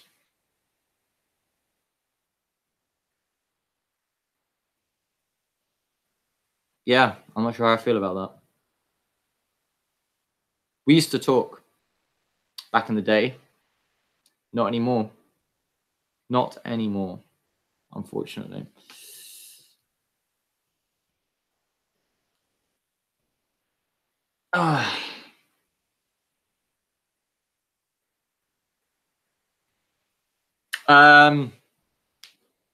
I originally wanted to go to the States to study.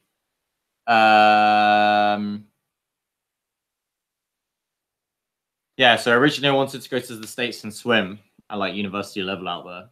And then I got really unwell, as you may have known or like seen the video. Like really unwell. So I stopped swimming. And then like I pretty much knew from like 14 that I didn't want to stay in the UK. And then I looked at like Canada, and then I looked at Germany, and then I had a friend from school who was like a year above me, and he went to Maastricht to study, and came back and he's like, "Yeah, man, I really like it. It's a great place, yada yada yada." And I was like, "Okay, pretty cool." And then I just like looked up Groningen. I was like, "It looks pretty nice." I came with my dad for one weekend. It's the only university I applied to. I'm 1 for 1 on acceptance.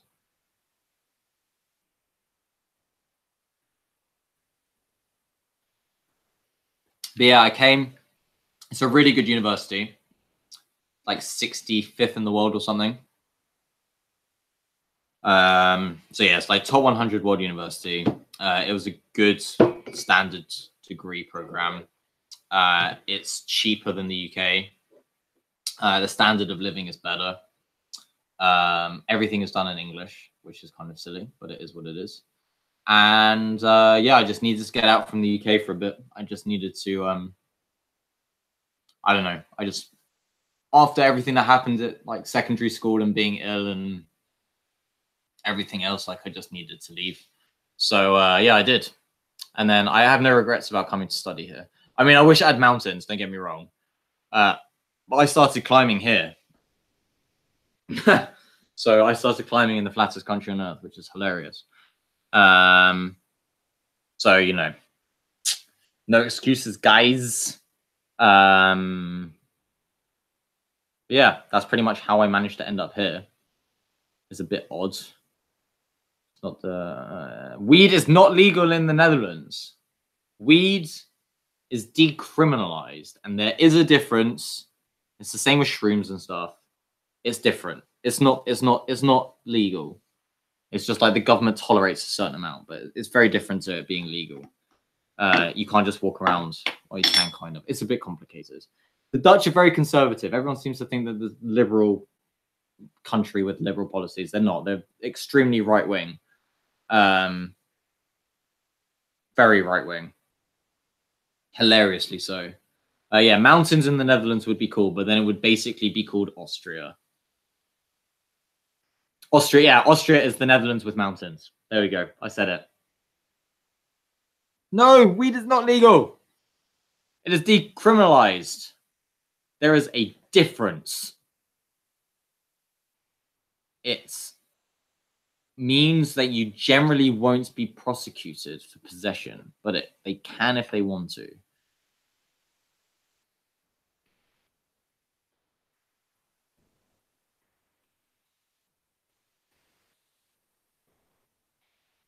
Weed is legal in Washington, though. Like, it is legal to buy if you're over the age of 21. Same with Colorado. That's weird. To be fair, it's just such a... Wait. We're not going to turn this into a pro-weed political discussion. All I'm going to say is the war on drugs is a failure. There we go. I said it. I said it. Bite me, YouTube. Flag me. Demonetize my channel. Take my channel down. Flag my channel for promoting drug use. I shouldn't say that because they probably will. They'll find a reason. They'll find a reason. Yeah, so like possession of up to 6 grams is legal in the Netherlands. And like the growing of up to 6 plants or something without lights and stuff is legal. However, anything more than 6, like the coffee shops where you can buy weed are technically illegal because they're generally in possession of more than 6 grams of weed at any given time. So if the police wanted to, they could shut them all down. It's like this really strange area where they haven't actually legalized. So like the coffee shops are actually illegal. Like what they're doing is totally illegal. And like buying how they get their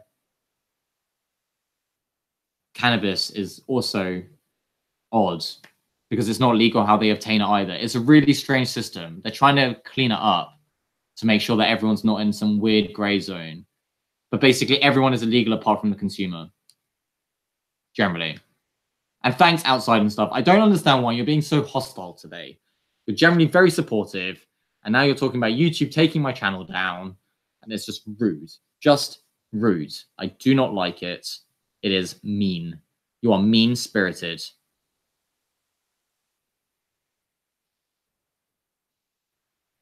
Yeah, but you just a numpty. All right, I can't deal with it.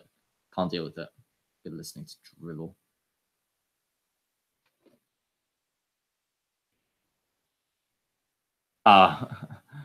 You can watch my face. Hold on, I'm gonna send this to my friend.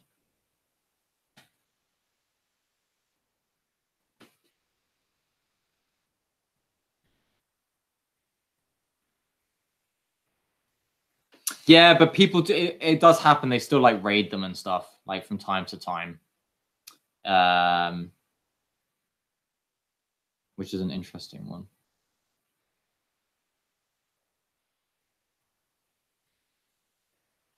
What? When did I say? I read a very interesting article on the BBC today that basically said that people are still adolescents until 24. So I have still got 2 more years to be an adolescent. So treat me like one.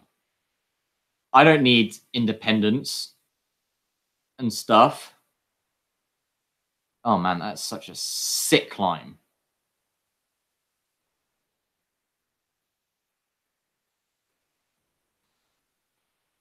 Goals. Connor, if I were you, I'd start looking at. I can't do an Irish accent. I'd start looking at start getting a tick list on UKC done.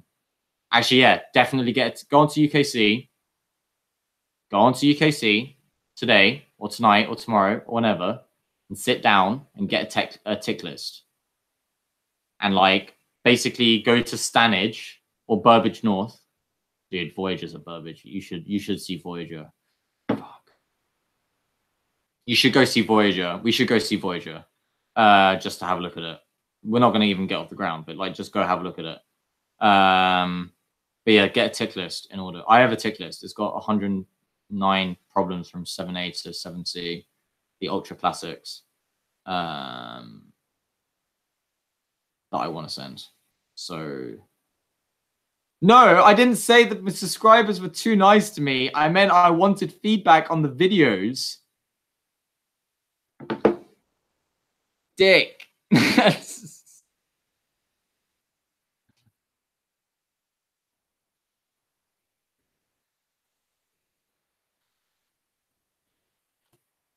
So,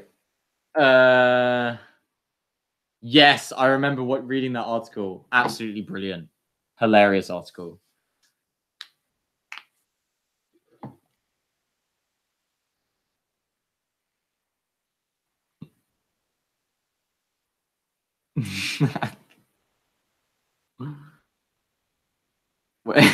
Sorry, I'm just going to send the most outrageous text to my dad.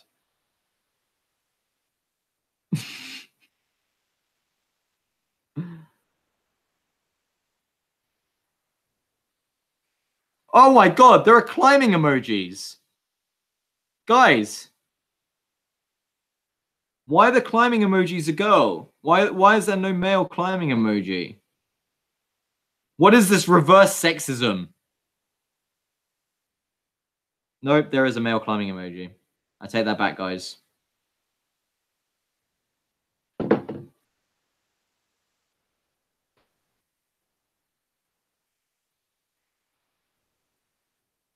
Wait, why is this the best live stream?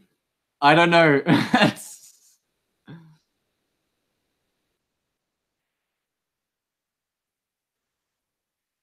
Why is it? I mean, I know I'm great, but it's getting to that point now where I'm getting tired and I'm going to start saying really weird stuff on the internet that I will regret saying.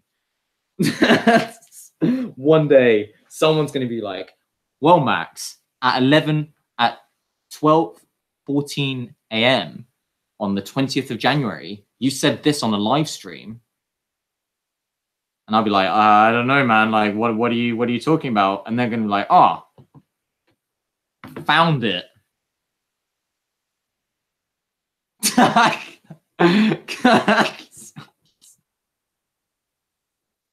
There wasn't a dildo. You can ask that in the chat. That is actually funny. You can ask that in the chat. That's hilarious. It's not what you think. That's oh man. That was. Did I save that image? Wait, hold up. Did I save it? I bet you I didn't. Bollocks. I bet you I didn't save it.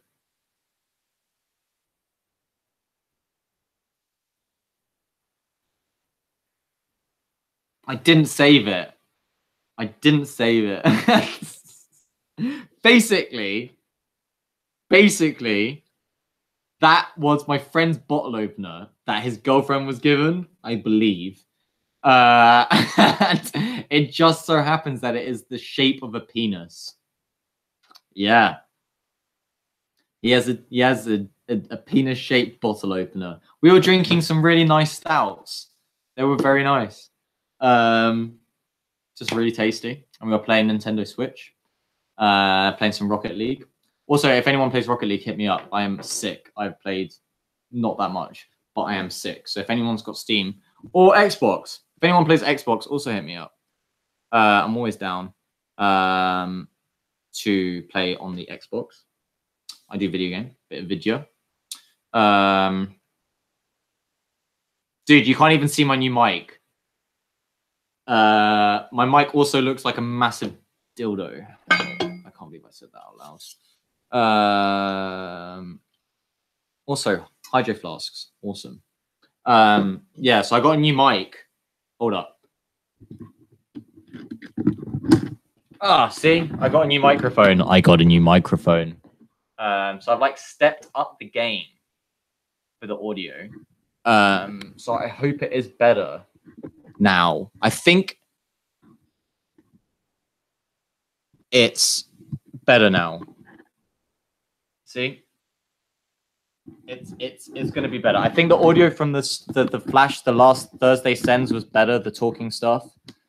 And there wasn't as much background noise. There was still too much for my liking, but like that was the gym being just loud, he feels. So I'm still trying my best, but like I can't eliminate everything. Dude, I don't own the Switch. It was my friend's Switch. So no, I haven't played Skyrim. Does your mother watch your channel? No. Do my parents watch my channel? No. Does my sister watch my channel? No. Quote, why would anyone watch your channel? That was actually said to me. Out of context, it sounds so mean. But it was kind of funny. This was literally when I just started out. I had like 80 subs. I thought I was the shiz. I was so proud of my 80 subs. I was like, man, Dad, I hit 80 subs. And he was like, why would anyone watch your channel?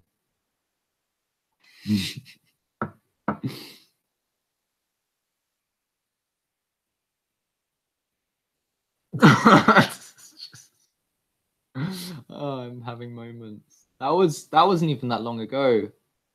That was May. Yeah, this channel's still so young. First video of Saturday Sendage was March 25th. I looked it up. So it's still hasn't even been going for a year.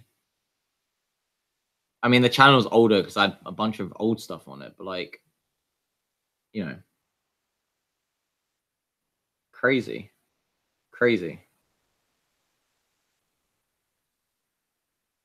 Connor, if there was one thing you would improve in the videos that I'm making, what would it be? Like actual critique, not like, oh, I like your videos.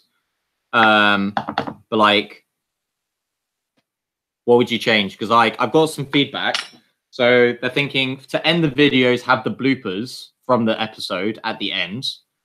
Try and get Tutti back on the show because everyone wants to see someone who's actually strong because I'm weak. Try and make Dennis make me espresso and cheer because he's hot. And Outside and Stuff recommended the Marmot Arch rock pants for me to try. And I need to watch the Paul Robinson video and Daniel Woods on making aggros. Any other thoughts? When I had 43 subscribers, I would make mention of work. People thought I was a weirdo, but I am already a weirdo. Dude, I think you've got to be a little bit weird to be in this game because like you're just producing content in the hopes that someone's going to find it and start watching it. And like, you know, you have to be weird. You've got to believe like that what you're doing is worth doing. Like, I believe that what I'm doing is worth doing. Fine, I might not be making the most educational videos in the world or whatever, but I feel like I'm adding value to the climbing community. I hope to continue to, and I want to do more with the arthritis stuff, and like, you know, I feel like the channel's going to keep expanding, and it might become a little bit more about me as a person and like the climbing and everything else, rather than just like Saturday Sendage and like showing sends. Like, I feel like I'm going to try and like develop a bit more of a story. Florian smacking his face into the mat multiple times. Yeah. New faces and new climbs, V2 to V5, Saturday Sendage, episode 5. I still remember that episode, man. That was a fun one. I miss those days. I was so stressed back then. I'm more stressed now than I was then, but like school was not going well and I was still making those episodes. And it was like my one respite from real life. I feel like YouTube is a respite from real life. Also, if anyone's watching this right now that has not given this live stream a like, then please do, because YouTube algorithms or something. I don't know. Someone told me that they count for the same as like liking a video on like normal YouTube. So it'd be greatly appreciated if you could drop the video a like, just to help me out. Just saying.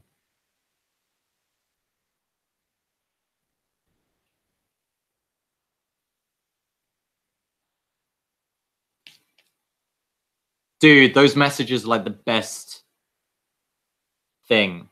After I put the arthritis video online, I had so many messages from people from like Reddit and YouTube and Facebook and Instagram, and like it was insane. I still get messages to this day, people asking me or just telling me that they watched my video and it made them feel like a certain way, and it's like it was a strangely rewarding thing. And like that's kind of what's driven me to be a little bit more of an advocate for sports and arthritis, and like try and do more than I thought I could, basically. You know, I think those are the best. I think those are the reasons why you stay and you continue making videos. It's like when people are like, "Hey man, like I really like your videos," or like, "I really like this video," or like, "Thank you for like XYZ." You know, I don't know. I feel like it's a really good feeling. Connor, it's okay. You don't need to think of anything like right now. But if you do think of something,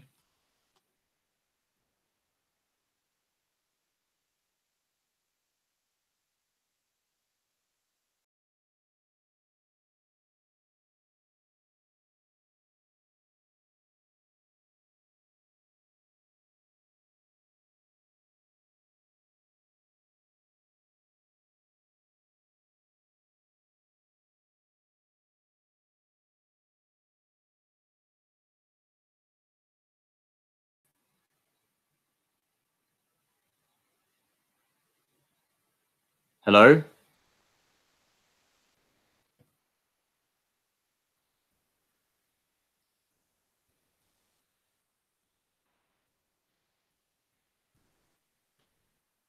Whoa, I don't know what just happened there.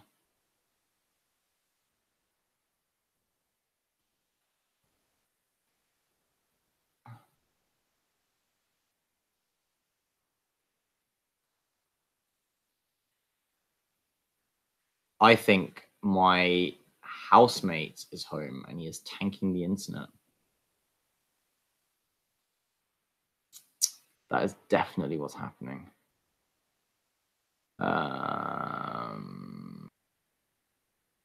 Not much I can do about that.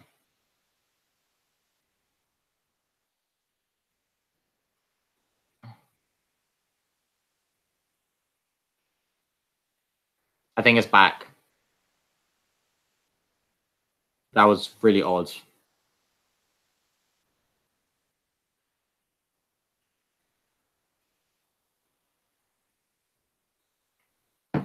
That was odd. That was odd. All right. Maybe you could do like a compilation of the best sends and try to send them all in one episode. What do you mean? Like, take every, like, my favorite sends from the past and put them into one episode? Or do you mean like from the gym? Because I don't actually have any of the footage from season 1. It's all gone. I dropped my hard drive, my old hard drive, and I lost all of it, along with all my footage from my trip to Font with Hendrik and a bunch of other stuff like that I never got to edit and post. So that's all gone. Which sucks. Which really does suck. But it is what it is, unfortunately.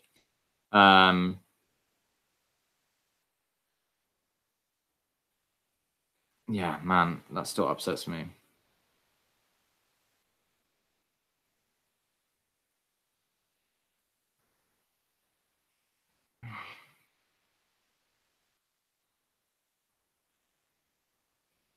I am still here, man. Not as many viewers as last time. Although last time I did actually give people notice. Didn't give anyone notice this time. I was like, lol.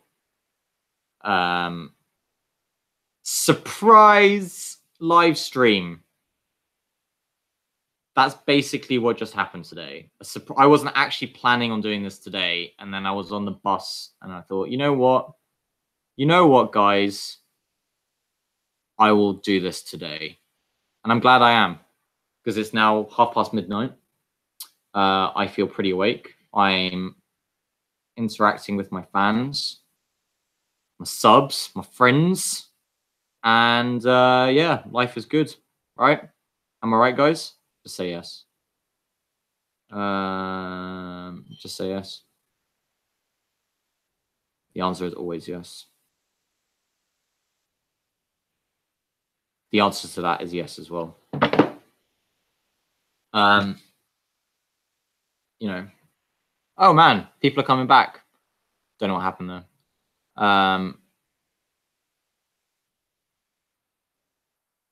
I saw it posted in my feed. What did you see posted in your feed? Yeah, I think yeah. So I managed to put it as public about 2 hours before. Well, no, that's ridiculous. It wasn't 2 hours. It was about 5 hours before it went live. I managed to do it. But like last time, I gave everyone like a week. I gave everyone a week basically to figure it out. So you know, well, not necessarily to figure it out, but like to make time available to come and say hi and stuff, you know. I thank you. I appreciate the fact that you think this is the best live stream ever. If you think this is the best live stream ever, then great. I don't really know what else to say to that. I ran out. I thought I was going somewhere, and then I wasn't. And then I thought I better just stop talking. I don't know what's going on. I've somehow managed to lose the page where I can see what everyone's saying. Oh, there we go. Someone unliked someone unliked it. Unbelievable. Someone unliked it. 2 people unliked it. 1 person. Oh my god, what is going on? It's like a roller coaster of emotions. So I meant like just like take your favorite clients from one set around the gym and get them done in 1 episode or something. Good shout. But that's basically what I do for Saturday Sendage. Like they're generally my favorite clients from the gym. Or are they? Good point. Good point. They may not be my favorite ones. I could do like favorite climbs for each grade. That would be an interesting session. Like favorite blue, rubbish. Favorite red, kind of interesting. Favorite purple, favorite white, favorite orange, favorite pink, favorite green, favorite yellow, and favorite mint.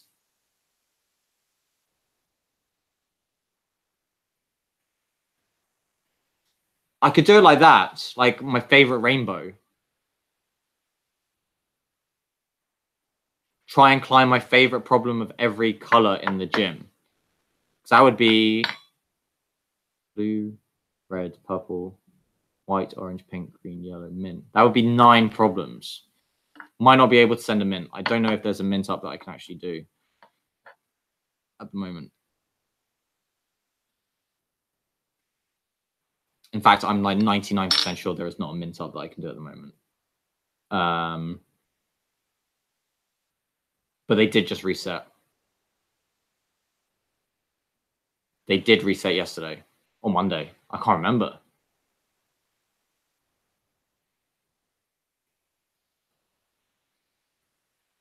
Yeah, I spoke to the setters about that actually.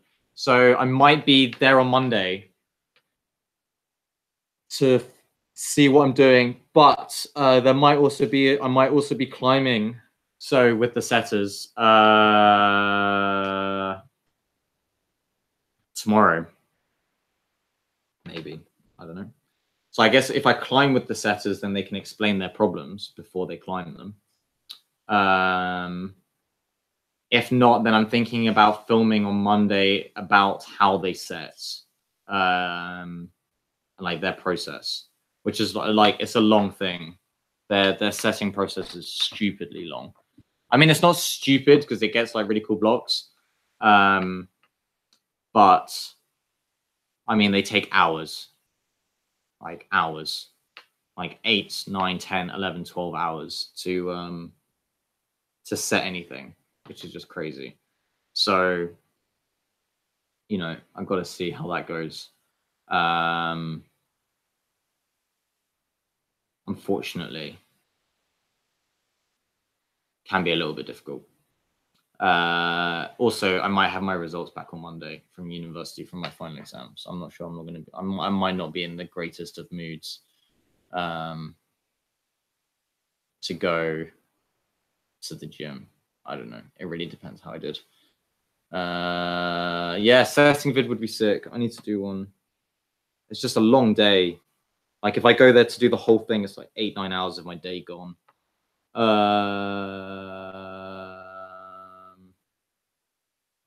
Yeah, I'm definitely going to try and figure that out. I did speak to them already, so I'm invited to go film it. So I will try and do that actually one day. I got packing stuff as well, man. Got to pack my room up. Start getting stuff ready to leave. Yeah, I'm definitely going to try and get a setting thing up. Would be sick. Oh Christ! Sorry, getting a little bit tired apparently.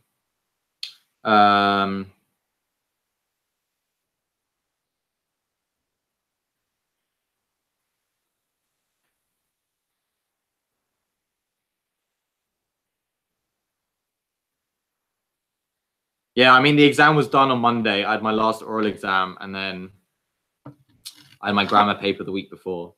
So it's done. I'm just waiting for results, unfortunately.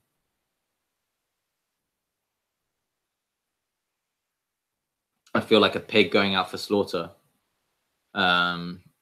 Waiting to be slaughtered, rather. A pig at the slaughterhouse, just waiting to be butchered. I don't normally sleep much, so it's a great feeling to know that I'm actually tired for once. Because I'm always tired, but I rarely sleep, which is problematic. Generally, because my back gives me a lot of trouble when I'm sleeping. But if I'm super tired or I've had a lot going on, then I may be able. Oh yeah, dude, can't you tell that I did English literature for A level? I did actually do English lit for A level. Terrible mistake. Would not recommend it to anyone. Stay away from that topic. But yeah, I am definitely feeling like a pig waiting to be slaughtered. It's not a good feeling. Because I really don't know how I did. So, and failure. Well, failure is generally not an option. Unfortunately, in the real world, it is. So, not everything goes to plan, as I've very much realized in my life. So, I could be sitting on a time bomb of a reset, which I would not be stoked on. But it's a very real possibility. Nice. Well, Max is tired. I did say I'd keep going to 1. So I'm going to keep going to 1. What is everyone's plans for the weekends? Any climbing? Any hiking? Any... I don't know. What else do you guys do? What else do you do? That's the real question.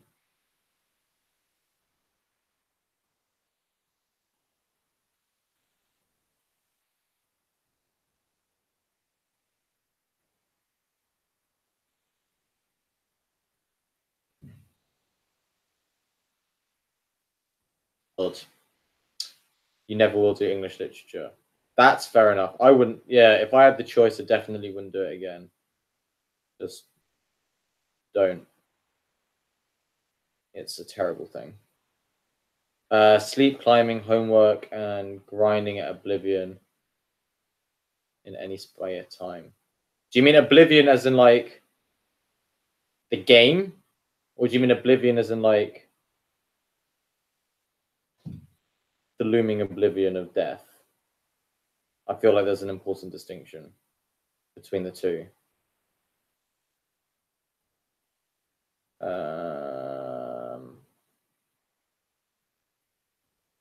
Dude, you still play Oblivion? He still plays Oblivion. Yeah, I know Oblivion is older. Connor, I'm older than you, man. I know Oblivion is Elder Scrolls. It's going to rain all weekend, but you're going climbing on Sunday. Climbing indoors on Sunday, you're climbing outdoors.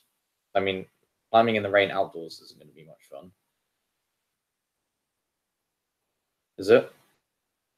Yeah, it's a decent game. I can't get into RPGs, man. I don't know why. I wish I could. I feel like I should. Like The Witcher. Like I really wanted to love The Witcher.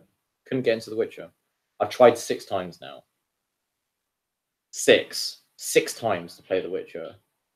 Every time I get stoked for about an hour or two, and then I'm just like,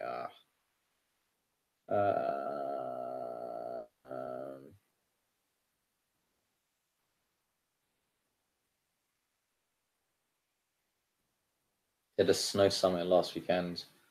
Weather was shit, so not so eager to get back out in the avalanche zones and not see anything. Yeah, I think that, well, that's fair enough, isn't it? Mountain problems, bro.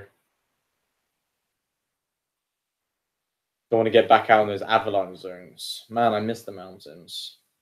Like a lot. Like a lot. It's kind of upsetting. I need to get back out somehow. I want to try and get back out to Austria this year. At least for a little bit. Just to get some time in the mountains. Yeah, The Witcher. I don't know why, man. Like The Witcher, for all intents and purposes, should be a game that I'm like totally in to and just like loving, and I just couldn't do it. I couldn't do it, and it really annoyed me because I wanted to do it. I wanted to enjoy The Witcher, and I couldn't enjoy it, and that bothers me because like the game itself seems awesome. What's going on with my calf? I like twinged my calf last week on a sprint run, a pace run.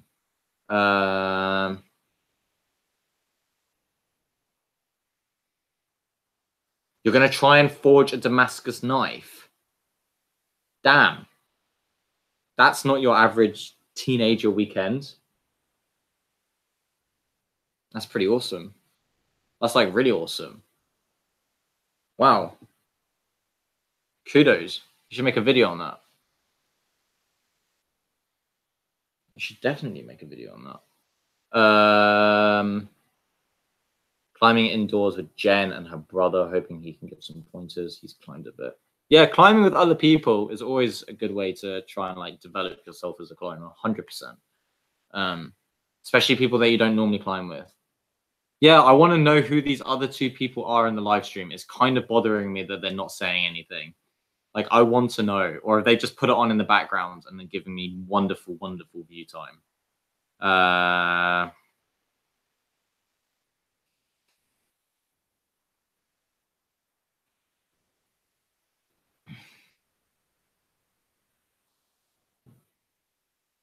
Damn, Connor. That's really cool. Oh, now that I've pointed out that there was someone hovering, he's left.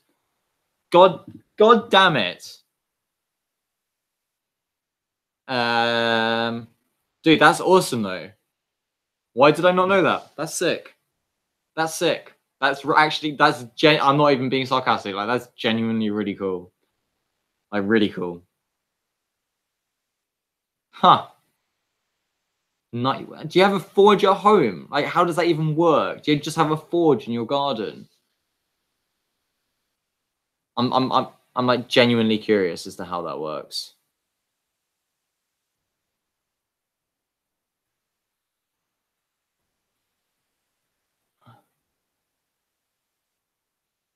Yeah, do it, dude. Hit me up. Hit me up.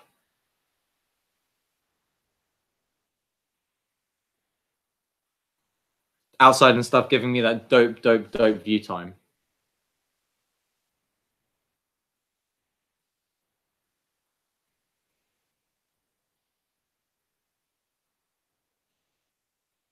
I'm actually yeah, I have a giant, and you have a gas forge in your garage. That's pretty dope. That is pretty dope. Yeah, there's no other way I can really describe that. That's like pretty damn awesome.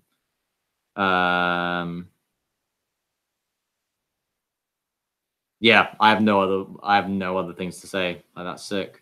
You should start, Connor, if you want to make money though, if you want to make money, I'm not even joking, start making pitons.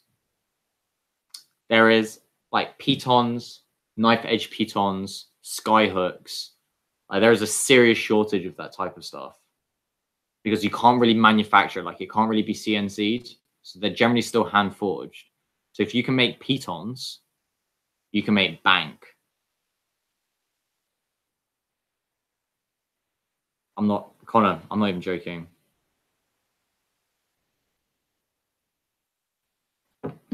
Pitons, man. Also, they make dope keychains. That's all I'm going to say as well. But yeah, steel pitons, 100%. Really, really. And they're still expensive. Like, if I want to go buy a piton, damn, like $10 a piton.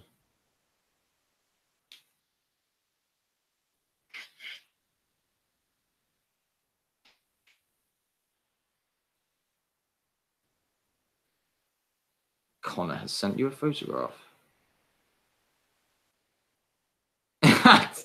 It's pretty cool. It's pretty cool and really sharp, I guess. I mean, is it sharp or not, Connor? But that looks like it could do some serious damage. You know, like I'm looking at that and I'm thinking, could kill someone. You could chop someone. You could chop someone's arm off with that thing. Looks like almost reminds me of a what are the names of those knives that Gurkhas use?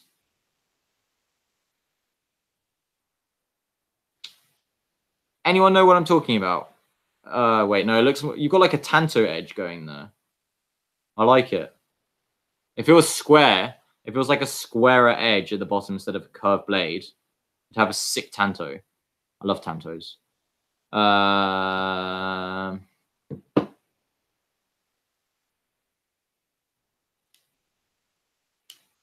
There you go, Connor. Another channel recommendation for you to check out on the YouTube. See, we're all about promoting and cultivating the community. That's what it's about, Connor. Go check out the other people and stuff. Nothing happened. Well, nothing really happened. We were talking about the knife. Said it looks like it could be a dope tanto if you actually flatten the blade out. But I don't know. But then Outside and stuff came in and said some other stuff. So I guess check out that channel. Man.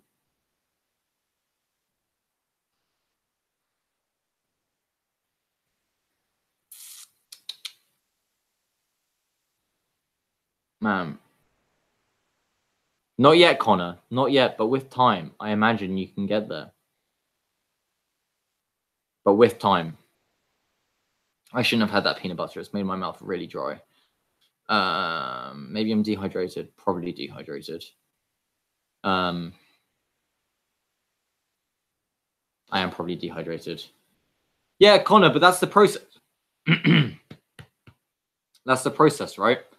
That's half the fun. What's the name of that bouldering app?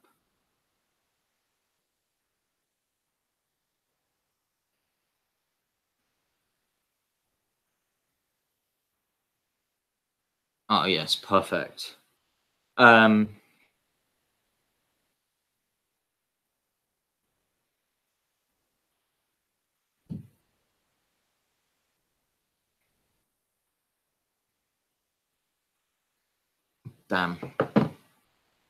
It seems like everyone is into knife making on YouTube. I don't know like why or how, but it seems to be that people are like really, really into it. Survival stuff always. Always. Wow.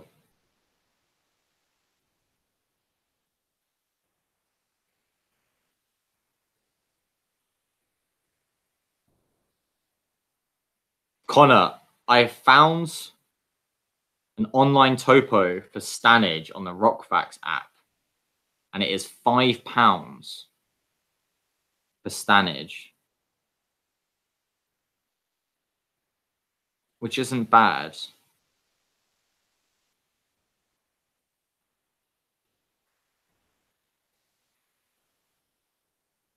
Would anyone pay? You'd pay £5 for a topo.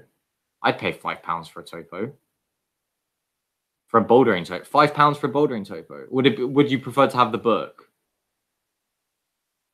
I don't know. How much does the book cost? I don't want to spend like 20 quid on a book.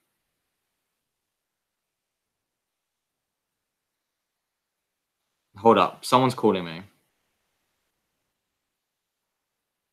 Hello? I'm on live stream, dude. What's up? Then why'd you call me? Live? Younger. You're a... Thank you very much, William. I appreciate it greatly.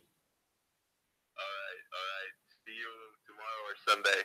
Yeah, I'm gonna Sunday definitely. Right. Yeah. You're a dick. Okay, later, dude. Pieces, man. Connor, just type in the Rockfax app into the App Store, and then it comes up. Yeah, I don't know how detailed this topo is. I feel like I might want to get a paper one. Just so that I can actually have a tick list on paper. Something about having a tick list on paper is quite nice. I'm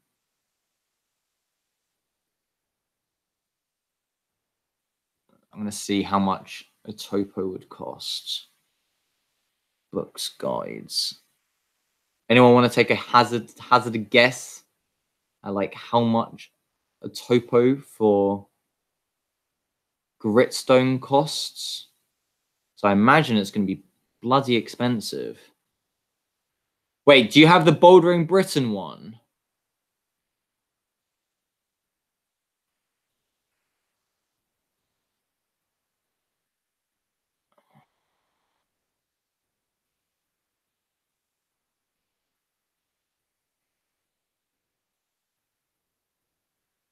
Is that what you've got?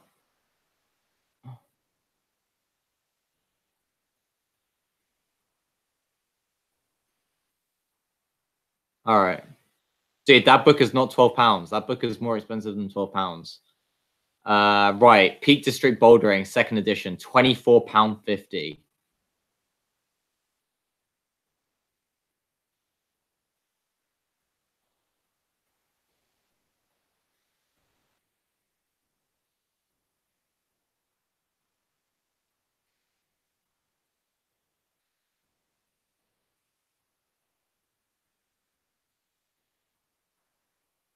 Damn, that is a lot of £24.50 for a book. Oh, I can't justify it. I need to try and swing a second-hand one or something. I mean, like, it's the book that you keep for life. Like, my friends have still got the same 5+6 and 7+8 guides that they've had for like ages. So I guess it kind of makes sense as a long-term investment. But like, I don't have enough money to swing £24.50 on a book right now, man. Like, that's money. That's 5 bags of chalk. The one I'm looking at,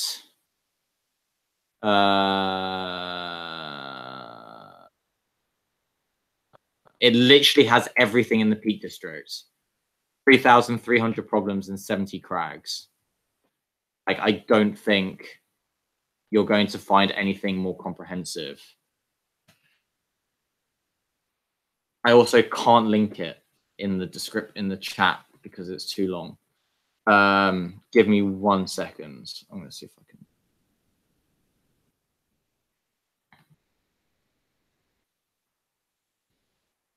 Our message is too long still. Holy cow.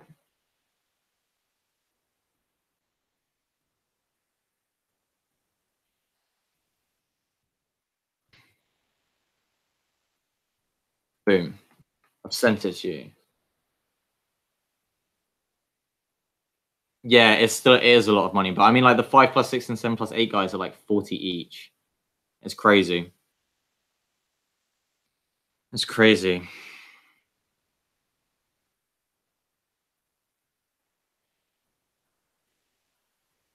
It's a lot of money. Yeah, it is. It really is. It's a silly amount of money. Maybe if Moon Climbing wants to sponsor me, fingers like hint, hint, wink, wink.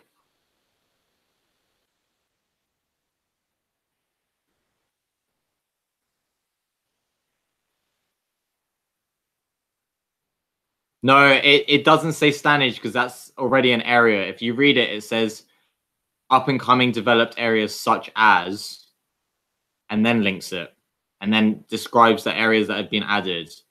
But it definitely has Stanage in it.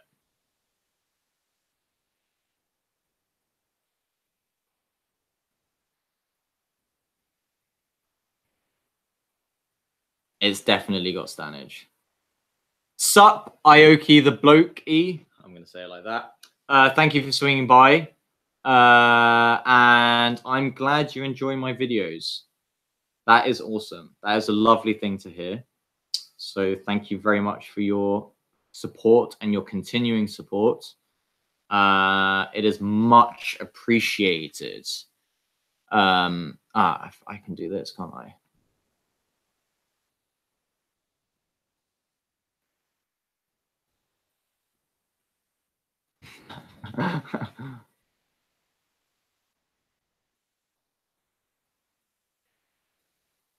Why does it not work?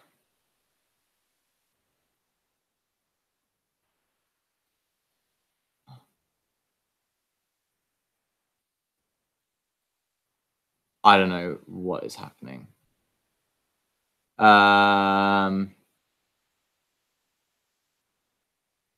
Thanks, dude. I will. I'm going to keep it up. I'm going to keep it up forever. Well, not forever. Probably not forever. I don't know. Can anyone keep anything forever? Probably not. I will try and do it for as long as feasibly possible. I think that's the best way of like my commitment. Oh my God. No, that's the wrong button. This isn't working. All right. Yeah, that's not working. Nope, that is not working. Okay. Cool, YouTube. Thanks, guys. That was odd. YouTube didn't like that.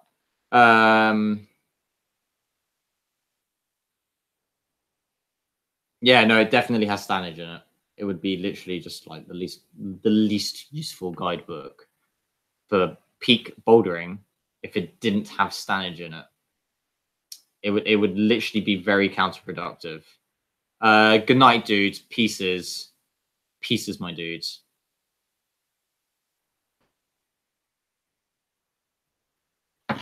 Man, I don't know. I think I'm gonna give this like, yeah, dude, it is late. It is late. I was literally about to say I think I'm gonna give this 5 more minutes, and then I'm gonna check out.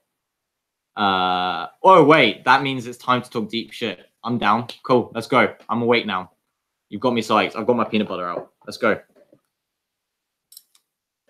I've got it out. Hit me. Hit me with that deep stuff.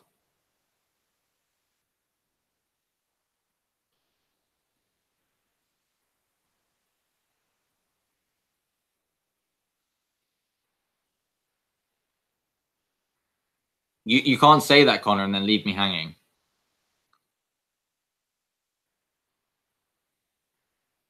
Ask me whatever you want to know. I will answer. And that's on live stream. So that means that I have to do that.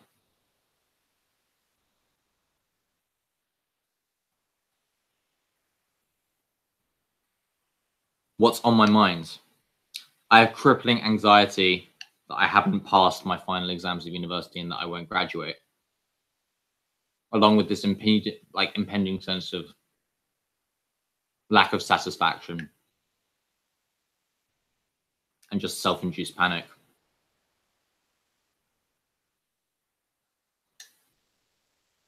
And I'm still really irritated that I'm still on medication for my back, but I think I'm going to be on medication for the rest of my life, so I should probably get used to that.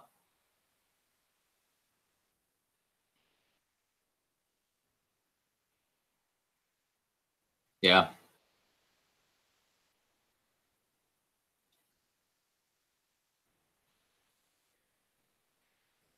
I don't know, man. I pretty much just told you.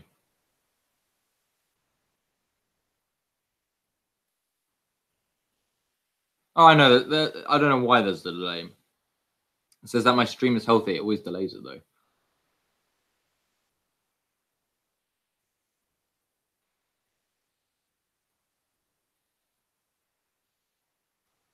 I'm also feeling guilty about eating this peanut butter.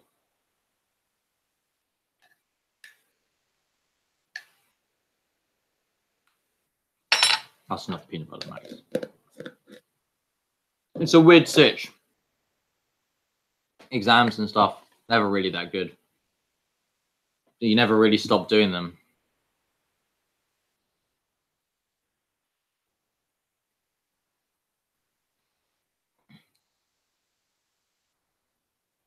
Yeah, I mean, yeah, why not? It's delicious. Dude, I did done so much climbing in the last 2 days. It's kind of been insane. Like, probably like 9 hours on the wall in the last 2 days. And then like climbing tomorrow, might be climbing Sunday. Then the ultra marathon training plan starts on Tuesday and still running. And then I've got to pack, and then I've got to graduate, and then everything else.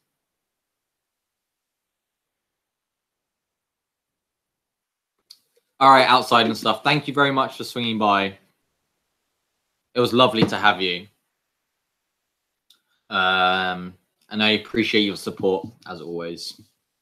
And I hope you have 3 drinks, not 1. 3. 3 strong drinks.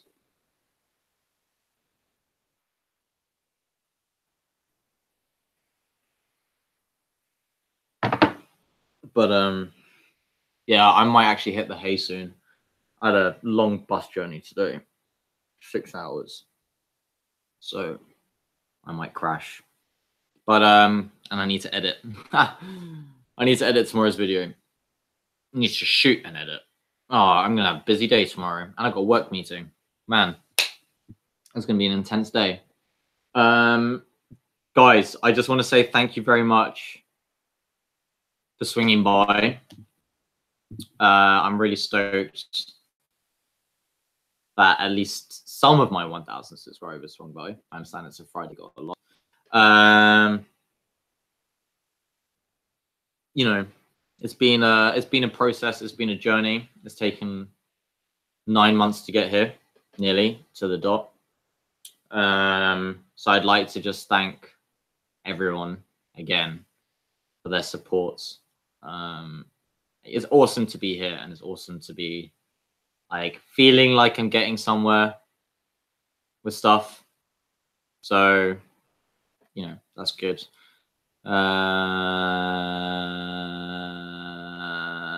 Yeah, Connor, dude, that's exactly how it is, unfortunately. But it doesn't have to be like that.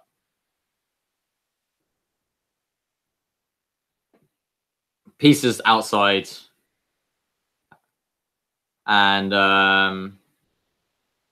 you know, just wanted to say thanks. That was what the stream was for. God, can have a massive cough. I can feel it's coming. So, with that being said, I am going to call it a night. Tonight, it's 1 a.m. here. Although, if anyone actually has any video games, or like Steam, or like Xbox, or whatever, then hit me up. Like, drop me a message on Instagram, or like on YouTube, or like whatever. And just hit me up for a gaming session, because I'm going to have some time to kill. And I hope you guys look forward to tomorrow's episode. I'm really stoked. I think it's going to be a really good one. At least I think it will be. just stuff coming out. There will be, you know, I don't know. Yeah, there may be some stuff changing. I don't know. We've got to see. I'll make a video when I know what and when is happening. So thank you very much for swinging by this live stream. It's been 3 hours. It's been Max, and have a great evening.